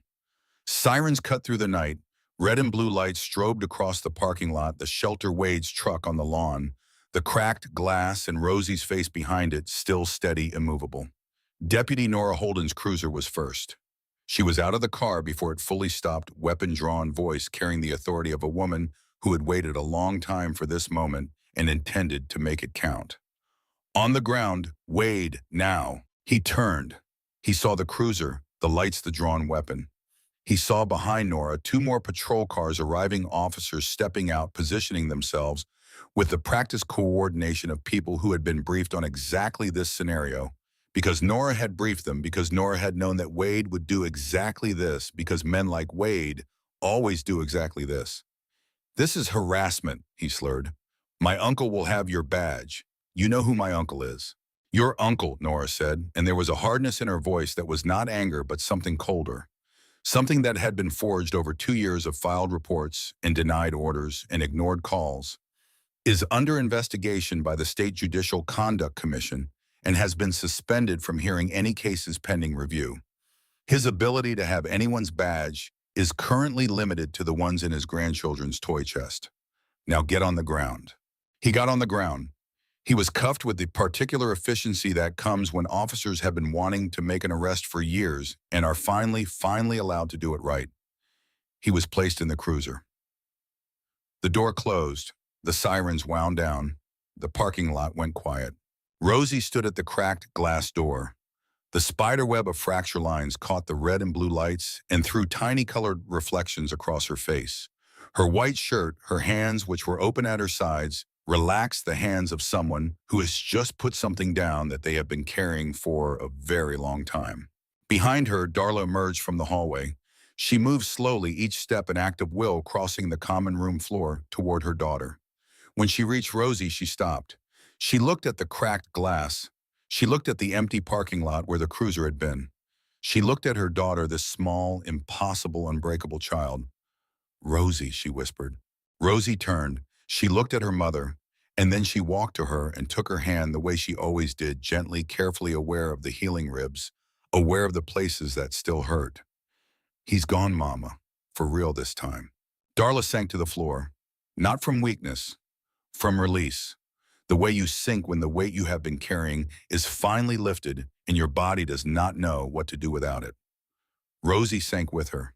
They sat together on the worn carpet of the shelter common room, under fluorescent lights that hummed and buzzed, surrounded by the sounds of other women emerging from rooms and hallways, opening doors that they had locked, stepping back into the common space. And Darla held her daughter and Rosie held her mother, and neither of them spoke because some things do not need words. Some things just need 2 people on a floor in the quiet breathing. Gail Weaver stood behind the front desk and looked at the cracked glass door. She made a mental note to call the glass company in the morning. Then she made another mental note, the kind you keep for yourself, the kind that lives in the place where the work becomes more than just work. She thought, I have been doing this for 14 years. I have seen a lot of people walk through that door looking for safety, but I have never seen a 10-year-old girl stand at that door and refuse to let a grown man's fist drive her backward. She turned off the lobby light and went to make coffee for the police officers who would be arriving shortly to take statements. Because there was always paperwork. Because that was how the system worked, one page at a time, one signature at a time, one brave little girl at a time. Axel arrived 12 minutes later.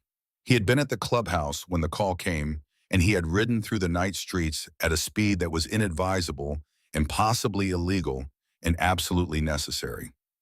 He stood outside the shelter and looked at the truck on the lawn, the cracked glass, the tire marks on the grass. Nora was still there finishing her report, standing in the pool of light from the single working parking lot lamp, writing in a notebook of her own. He violated the protective order, she said without looking up. That's a felony. No bail this time, and this time the report goes straight to the state. Harlan Briggs can't touch it. How's the girl? Nora looked at him then. Her face was tired, but there was something in her eyes that had not been there before. Something that looked like satisfaction, but was deeper than that. Something that looked like the feeling you get when you have been pushing against a wall for years and the wall finally moves. She stood at that door and told him she wasn't scared anymore. He punched the glass right in front of her face and she didn't move. She just stood there and told him no. Axel looked at the cracked glass, at the small smudge on the inside where a child's breath had fogged the panel, at the web of fracture lines radiating out from the impact of a grown man's fist, stopped by a quarter-inch of reinforced glass and the unyielding presence of a girl who weighed 67 pounds. She's 10, he said. I know, Nora said, and she's braver than anyone I've ever met, and I include you in that, Axel. He did not argue. He did not feel qualified. The trial was set for 6 weeks later. Not in the county courthouse, which was still under the shadow of Harlan Briggs's now suspended authority, but in the circuit court before Judge Ellen Cobb, who had already demonstrated a preference for evidence over influence and justice over convenience. In those 6 weeks, the case grew. Teresa Nolan published 2 follow-up stories. The first detailed the history of Jolene Harper and Ruth Ann Decker, 2 women whose lives had been systematically dismantled by Wade Briggs under the protective umbrella of his uncle's judicial authority. The second examined the broader pattern, the hundreds of domestic violence cases that had passed through Harlan Briggs's courtroom, the statistical anomaly of his dismissal rate, the way his rulings deviated from state averages in ways that could not be explained by judicial philosophy or legal interpretation, but only by something simpler and uglier, a man using his position to protect his blood. Jolene Harper came forward publicly. She gave an interview from her trailer in Reno, sitting in a folding chair outside her front door, squinting into the Nevada sun, her left hand still crooked from the fingers Wade had broken 3 years ago. She spoke quietly and without emotion, the way people speak when they have processed something so completely that it has become fact rather than feeling. She said she was not brave. She said she was angry.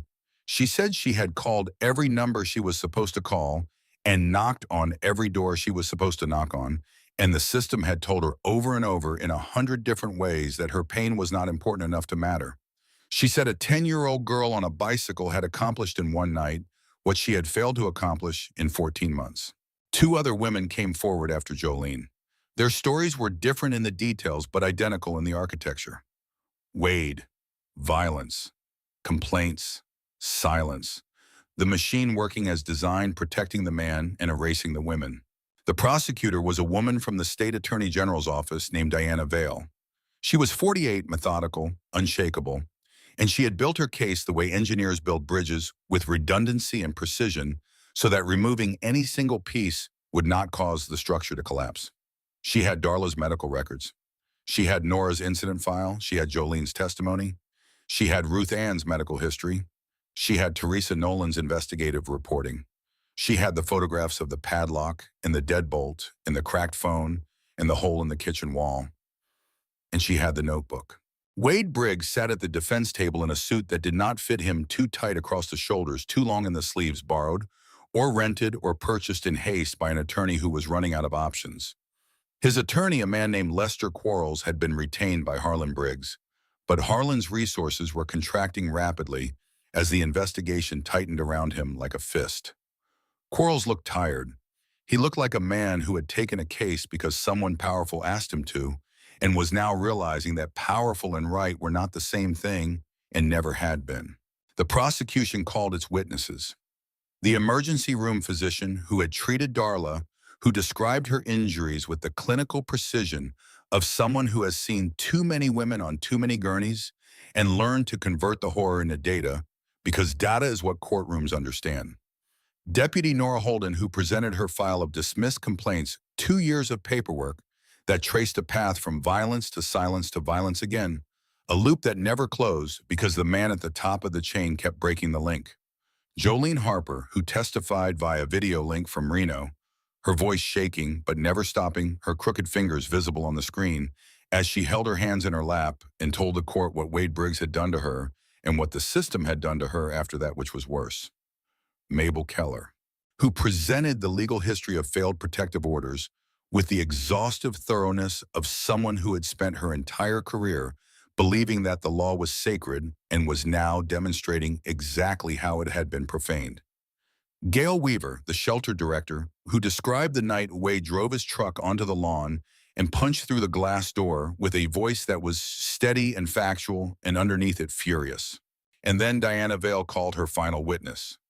The state calls Rosie Donovan. The courtroom shifted. Not a sound exactly, a collective intake of breath, a settling of weight, the kind of silence that happens when a room full of people suddenly becomes very focused on a single point.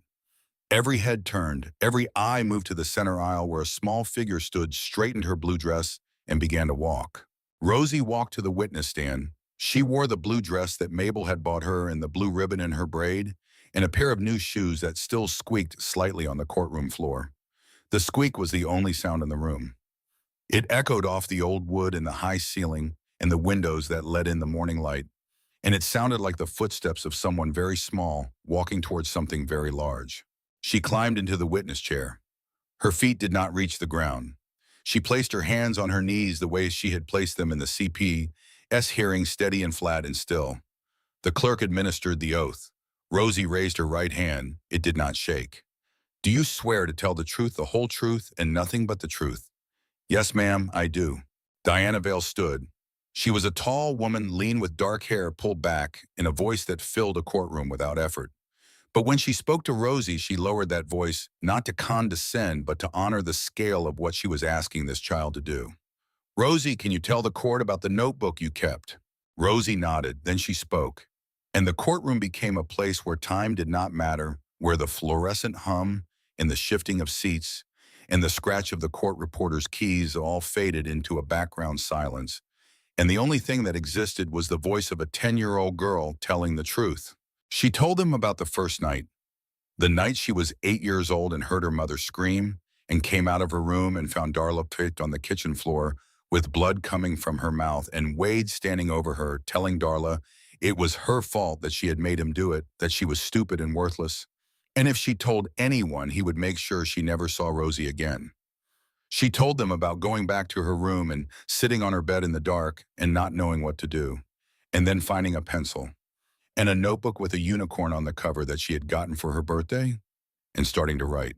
She told them about the dates, January 14th, March 3rd, April 19th, June 7th, August 22nd, October 9th, November 30th.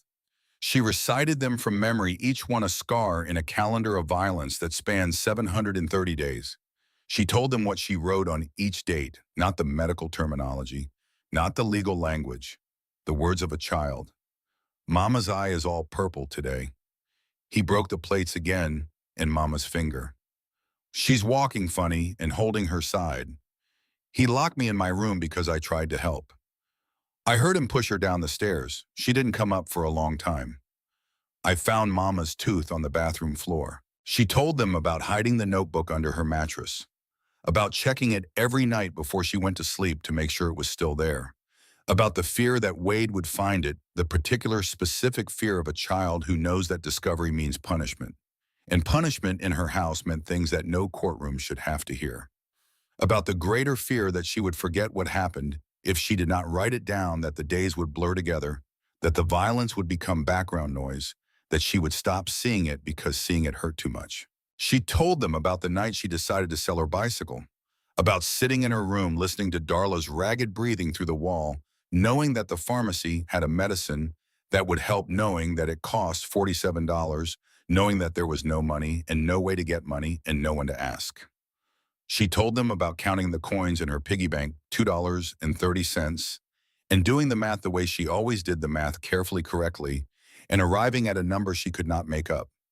She told them about looking at her bicycle, the blue one with the pink bell, the one her father had given her before he went away, the only thing she owned that was worth anything. She told them about making the decision, about putting on her jacket and her pink helmet and walking through the rain to the Iron Wolves clubhouse, because she had seen the bikers ride through town, and they were big and they were loud, and they looked like the kind of people who would not be afraid of Wade. She told them about Axel, about how he crouched down and looked her in the eyes, really looked the way adults almost never look at children, not down at them but into them, about how he gave her $200 and told her to keep her bike, about how the engine started and she was scared for a second, just 1 second, and then he told her the engines were on her side and she believed him because his eyes were the kind of eyes that did not lie. She did not cry. She did not pause. She did not look at Wade Briggs, who sat at the defense table staring at his hands as if they belonged to someone else. She looked at the judge and at the prosecutor and at the room full of people who were finally, after 2 years of notebooks and silence and locked doors, asking her what happened and waiting for the answer. When she finished, the courtroom was silent for a long time, not the respectful silence that follows testimony. Something deeper, the silence of a room full of adults who have just been told the truth by a child and are struggling with the enormity of what that means, what it means that a 10-year-old girl kept a better record of injustice than the entire judicial system of their county. Judge Cobb removed her glasses and set them on the bench. She did not speak for several seconds. When she did, her voice was careful and precise and held together by the same kind of will that held Rosie's voice together. "Thank you, Rosie. You may step down." Rosie climbed down from the witness stand. She walked back to the gallery, past the defense table where Wade sat, without looking up, past the prosecution table, where Diana Vale stood with her hands flat on the surface and her eyes bright, past the bar, and through the gate and into the gallery where Darla was waiting, tears streaming silently down her face, her hands open in her lap, like someone receiving something precious. Rosie sat beside her mother and took her hand. Darla squeezed it once. Rosie squeezed back. That was enough. The jury deliberated for 3 hours. Some of the jurors later said it could have been 3 minutes. The facts were not in dispute. The evidence was not ambiguous. The testimony of the witnesses, all of them, from the emergency room physician to the shelter director to the deputy sheriff to the retired lawyer to the investigative journalist, built a case so complete and so damning that the defense had nothing to offer against it except procedural objections that fell flat in a room still echoing with the voice of a 10-year-old girl who had kept a notebook.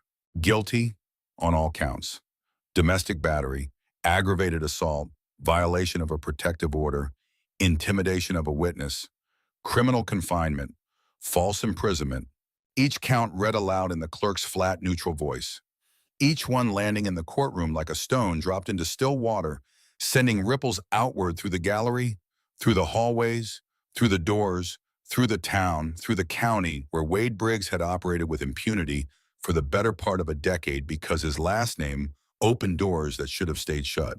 The gallery exhaled. Not a cheer, not a sound of celebration. Something more fundamental than that.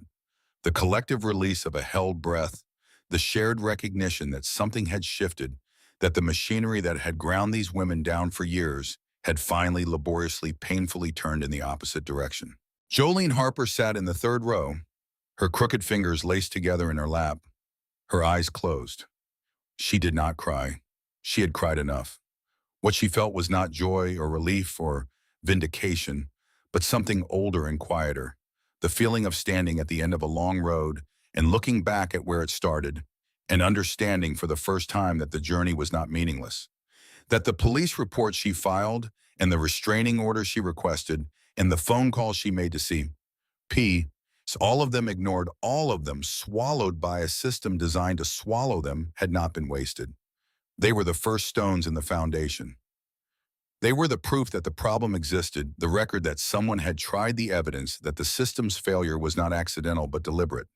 Without Jolene's failed attempts, there would have been no pattern to demonstrate. Without the pattern, there would have been no case. Without the case, there would have been no verdict.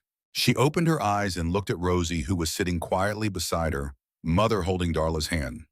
Jolene had never met Rosie before the trial, but she knew her. She knew her the way all survivors know each other, through the particular recognition that passes between people who have lived in the same kind of darkness and found against all probability a way out. Rosie looked back at Jolene and gave her a small nod. Just a nod. The nod of one soldier to another across a field where the fighting has stopped and the silence is still new enough to feel strange. Outside the courthouse, the afternoon light was sharp and clean. Nora Holden stood on the steps and fielded questions from reporters who had driven in from 3 counties. She answered each one with the measured precision of a law enforcement officer who understood that every word she said would be quoted and analyzed and preserved, and who chose her words accordingly, not for safety, but for accuracy, because accuracy was the thing that had been missing from this county's record for too long, and she intended to start fixing that immediately. Mabel Keller slipped out the side door, avoiding the press walking to her Lincoln Town car with the unhurried steps of a woman who had won her last case and knew it.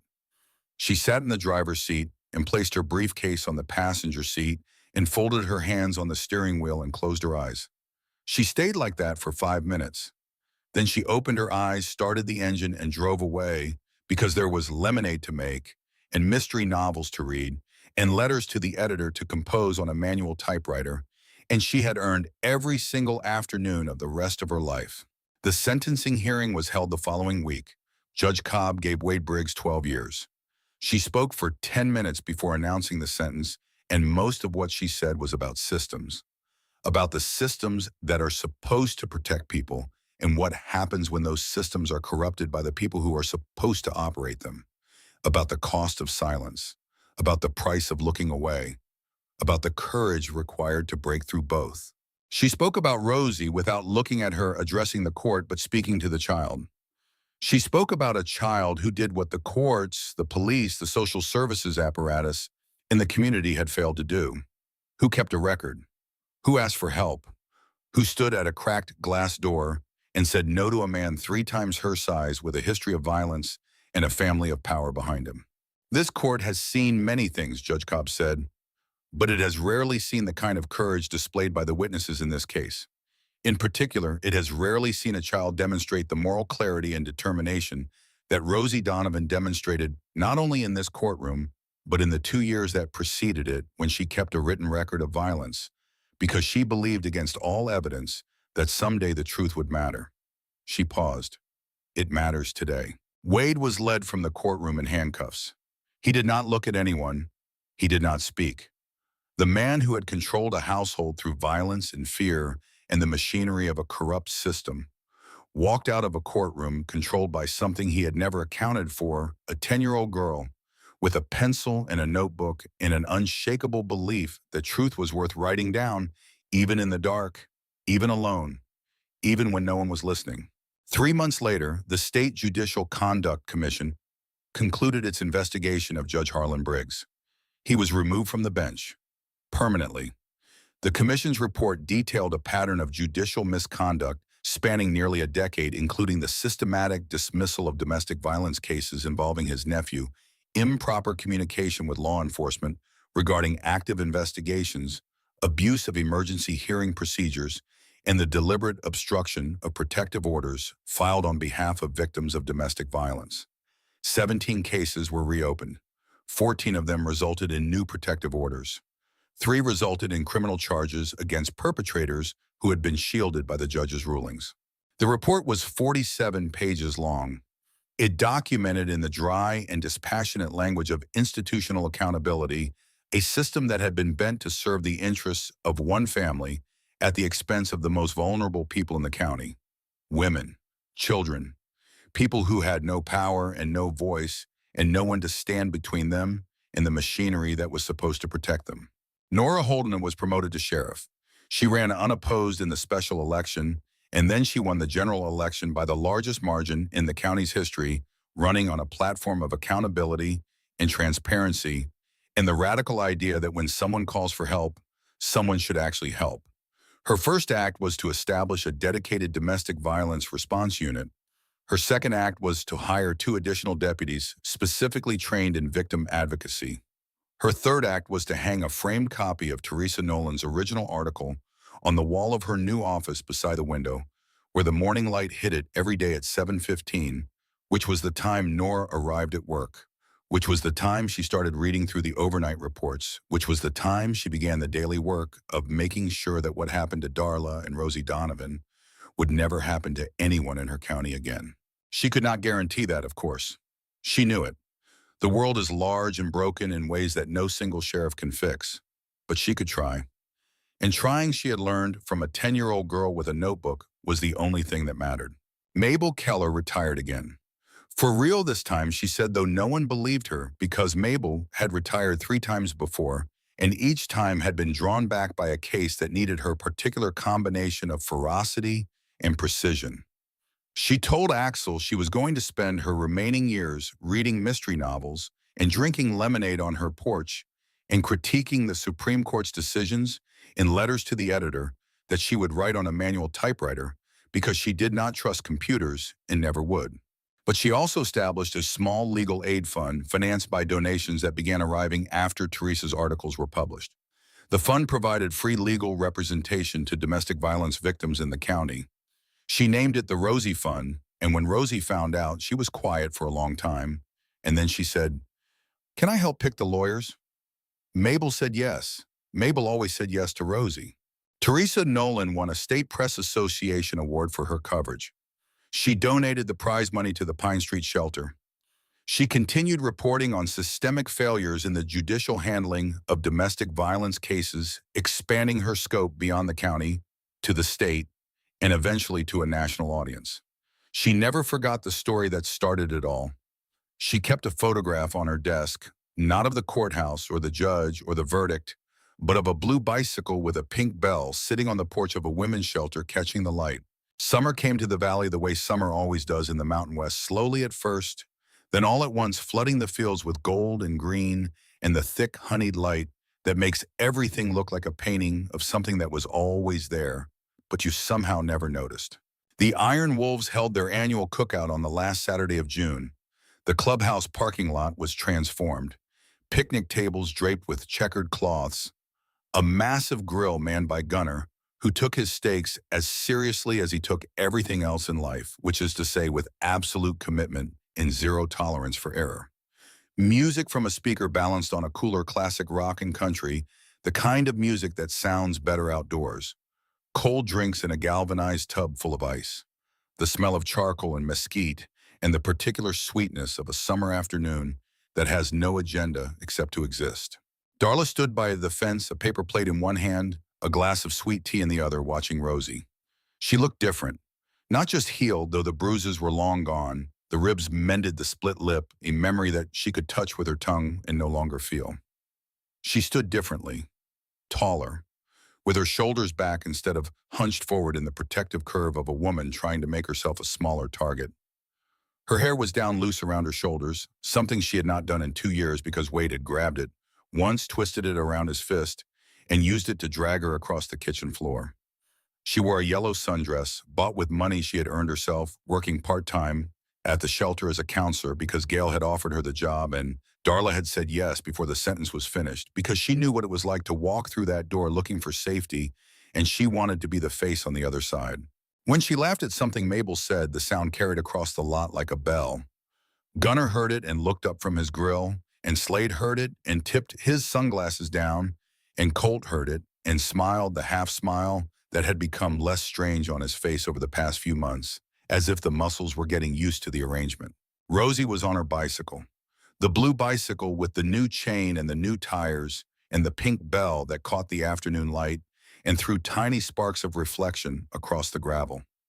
The bell was the original, the one her father had put on the bike before he went away. The bikers had kept it when they rebuilt the bike, cleaned it, polished it, reattached it with care. Everything else was new. The bell was old. Some things you keep. She rode in loops around the picnic tables, weaving between parked bikes, ringing the bell with the joyful, unnecessary frequency of a child who rings a bell, not because she needs to, but because she can. Because ringing a bell is a declaration. Because each ring says, I am here, I am moving, I am free. Nora Holden sat at one of the picnic tables with a plate of potato salad and a badge on her belt. She was off duty, but she was never really off duty, and the badge was as much a part of her as the short auburn hair and the careful eyes. She watched Rosie ride past and raised her glass in a small salute that the girl did not see, but that was not really for the girl. It was for the night in the parking lot, the cracked glass, the word no, spoken by a voice that should not have been strong enough to carry, but carried anyway. Jack stood near the grill, arguing with Gunnar about cooking temperatures, a debate that had been ongoing for 7 years, and showed no signs of resolution, which was fine with both of them, because the argument was not really about cooking. It was about two men who had found each other in a world that was not designed for them and had decided to stay and needed something harmless to disagree about so they could express the affection without having to name it. Rosie pedaled past Axel's bike, rang her bell 3 times in quick succession, and circled back. She skidded to a stop next to where Axel was sitting on the porch steps, a coffee mug in his hand, his cut draped over the railing behind him. The afternoon light caught the iron wolf's patch and made it glow. Watch this, she said. She rode to the end of the lot, turned, and pedaled back as fast as she could, legs pumping, braids streaming behind her, the blue ribbon fluttering like a flag someone had planted in the air itself. She hit the slight rise near the gate and caught air for maybe half a second, maybe less, a tiny glorious moment of flight. And when her wheels touched down again, she threw both hands in the air, and the bell rang one more time, clear and bright against the summer sky. The bikers cheered. Not politely, not the way adults cheer at children's recitals and school plays with measured enthusiasm and appropriate volume. They cheered the way you cheer at something that matters.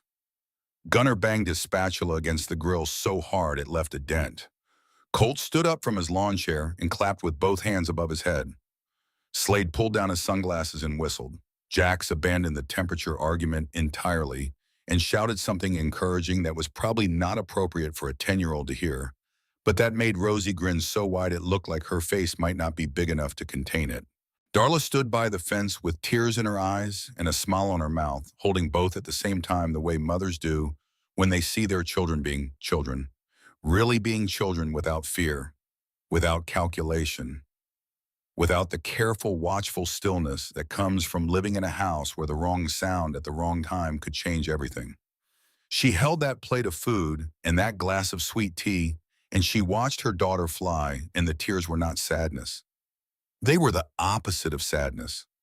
They were the specific, overwhelming, unbearable joy of a mother who has walked through fire and come out the other side and found her child waiting there whole, laughing, alive. Axel sat on the porch steps and drank his coffee. He watched Rosie ride. He watched the light catch the pink bell. He watched the gravel dust rise behind her wheels and drift in the warm air like tiny particles of something that used to be heavy and had decided to let go. Gunnar came and stood beside him, spatula in hand, grease on his apron, the smell of mesquite smoke clinging to his beard. She's going to be okay, isn't she? She's already okay. How do you know? Axel took a sip of his coffee and watched Rosie ride past the row of Harleys, her blue ribbon streaming her bell, ringing her shadow stretching long across the gravel in the late afternoon light. Because she rides that bike like nothing in the world can catch her. And 2 months ago, she walked it through the rain to a room full of strangers because she believed that somebody somewhere would care enough to help. Gunnar was quiet for a moment. She was right. She was. But she shouldn't have had to be that brave. No, she shouldn't have. No kid should. No kid should have to walk into a room full of grown men and ask them to buy her bicycle so she can buy medicine for her beaten mother. No kid should have to keep a notebook under her mattress. No kid should have to stand at a glass door and say no to a man with bloody fists. He paused. But she did. And because she did, her mother is standing over there in a yellow dress, laughing for the first time in years. And a judge is off the bench. And a man who hurt women for a decade is in a cell. And a deputy sheriff who spent 2 years screaming into a void is now the sheriff. And a lawyer who thought she was retired found one more fight worth fighting. He looked at Gunnar. A 10-year-old girl changed everything, not because she was strong, because she refused to be silent. They were quiet again, the kind of quiet that is not empty but full of afternoon light and grill smoke and the sound of a pink bicycle bell ringing across a parking lot where half a dozen Harley-Davidsons stood in a row, chrome-gleaming engines, silent waiting. Mabel appeared beside them, holding a glass of lemonade that looked small in context, but was probably exactly the right size for a woman of her stature and expectations. She wore a white blouse and reading glasses pushed up on her forehead and an expression that suggested she was enjoying herself but would deny it if asked. Axel. Mabel. I received a call this morning from the State Attorney General's office. They wanted me to know that Harlan Briggs' removal has been upheld on appeal. It's permanent. He will never sit on a bench again. Axel nodded. And Jolene Harper called me yesterday. She's moving back to the area. She said she wants to be part of what happens next. She's volunteering at the shelter, helping Darla with the counseling program. Mabel took a sip of her lemonade. She said a 10-year-old girl on a bicycle made her believe that things can change. Axel looked at Rosie, who was now parked by the grill negotiating with Gunnar for an extra hot dog, with the earnest intensity of a seasoned diplomat.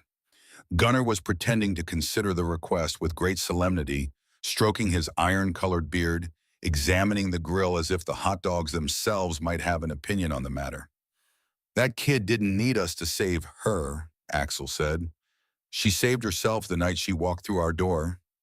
Mabel raised an eyebrow. That may be true in a poetic sense, but practically speaking, she needed a room full of men willing to stand up, a deputy willing to break ranks, a lawyer willing to come out of retirement, and a journalist willing to dig. She was the spark, but a spark needs fuel. She finished her lemonade and set the glass on the porch railing with the precise placement of someone who believes that everything has a proper location. The point is that every single person in this parking lot chose to be fuel, chose to burn for someone else's child. And that Axel is what makes this more than just a story about a brave little girl. It's a story about what happens when people decide that someone else's suffering is their business, when they stop looking away. She adjusted her reading glasses on her forehead. Your father understood that. It's why he built this club. Not for the riding, not for the leather, for the standing up. She walked away toward the picnic table where Nora Holden was sitting, and the two women began talking with the easy familiarity of people who have been through something together and come out the other side knowing each other in the way that only shared purpose can create. The afternoon stretched. The light turned bone, then amber, then the deep honey color that comes just before the sun touches the mountains. Shadows lengthened across the lot. The air cooled just enough to remind everyone that summer evenings in the valley are borrowed time, beautiful because they end precious, because they cannot last worth everything, because they come back. Colt sat in his lawn chair and pulled out his phone. He called his daughter in Portland. She answered on the second ring. Hey, Dad? Hey, sweetheart? What's up?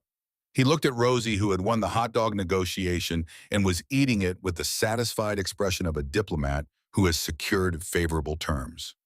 Nothing, just wanted to hear your voice. You okay, Dad? I'm good, real good. They talked for 10 minutes about nothing about the weather in Portland, about a cat she was thinking of adopting, about whether she should paint her kitchen yellow or green. When he hung up, he sat in his chair for a long time holding his phone, watching the last light move across the parking lot. Rosie rode one last loop around the lot. Slower this time, not racing, just riding, feeling the breeze on her face, hearing the bell ring with each bump in the gravel, watching the shadows of the motorcycles stretch across the ground like long, dark fingers pointing towards something she could not see, but somehow knew was there, pointing toward tomorrow and the day after, And all the days after that, each one a page in a notebook that would be filled not with dates of violence, but with something else entirely. She stopped beside Axel's bike. She got off her bicycle and stood next to the Harley, her head barely reaching the seat. She ran one small finger along the chrome tank, tracing the Iron Wolf's insignia, the wolf's head with the open jaws and the eyes that looked like they were watching something in the distance. Axel, yeah, kid, thank you for buying my bicycle. He looked at her, this child who had carried a blue mountain bike through the rain, who had written a notebook full of truth in the dark, who had stood at a cracked glass door and said the word that changed everything. Rosie, I didn't do anything. You walked in, you asked for help. You did the hard part. She shook her head. The blue ribbon in her braids swayed with emotion. No, the hard part was before. The hard part was all the nights I wrote in the notebook and nobody came. The easy part was walking through your door because I knew. I knew you'd help. How she looked at the row of bikes, at the men in leather, at the smoke from the grill and the checkered tablecloths, and the late gold light falling over all of it like a benediction. Because you look like the kind of people who don't look away. She got back on her bicycle. She rang the bell once clear and bright, and she rode across the parking lot toward her mother, who was standing in the last patch of sunlight with her arms open, waiting. Axel watched her go. The pink bell caught the light one final time. A small bright flash against the fading day, and then she was in her mother's arms, and the light was everywhere, and the bell was still ringing, or maybe it had stopped, and he was just remembering the sound, the way you remember things that matter, not as facts, but as feelings, not as events, but as truths. Gunnar appeared at his side. He had set down the spatula. He had taken off the apron. He stood with his hands at his sides and his eyes on the small figure wrapped in her mother's arms across the parking lot. What did she say? Axel picked up his coffee. It was cold. He drank it anyway. She said we look like the kind of people who don't look away. Gunnar stared at the little girl and her mother, the blue bicycle, the pink bell, the yellow sundress, the blue ribbon, all of it glowing in the last of the light. She's right, he said. We don't. Somewhere in the valley, the sun touched the mountains and began to slip behind them, pulling the light down like a curtain. The first stars appeared faint and uncertain, testing the sky the way things test the world when they are new or have been hidden for a long time. Engines started, one after another, the deep rolling thunder of Harley-Davidsons waking from rest, not leaving, just speaking, announcing themselves to the evening the way they always had and always would, a sound that meant different things to different people, but tonight meant only one thing. We are here. We showed up. We did not look away. Rosie reached her mother. Darla caught her and held her, and Rosie wrapped her arms around Darla's waist and pressed her face against the yellow sundress. And Darla pressed her cheek against the top of Rosie's head and closed her eyes, and they stood like that while the engines rumbled and the stars brightened and the day ended and the night began, and neither of them was afraid of the dark, because the dark had lost its power. Not because the danger was gone. The world would always have men like Wade. The world would always have judges like Harlan. The world would always have systems that failed and doors that locked from the wrong side and silences that swallowed the truth. But the dark had lost its power because a 10-year-old girl had proven that a pencil and a notebook and the stubborn, relentless, unglamorous act of writing the truth night after night, page after page alone, were enough to crack it open. The engines rumbled. The stars brightened. The pink bell on the blue bicycle glinted in the last light, one final spark of color against the deepening sky. And in the parking lot of the Iron Wolves MC, surrounded by men who had chosen to be the kind of family that has nothing to do with blood and everything to do with showing up when it matters most, a 10-year-old girl and her mother stood together in the growing dark safe hole and home.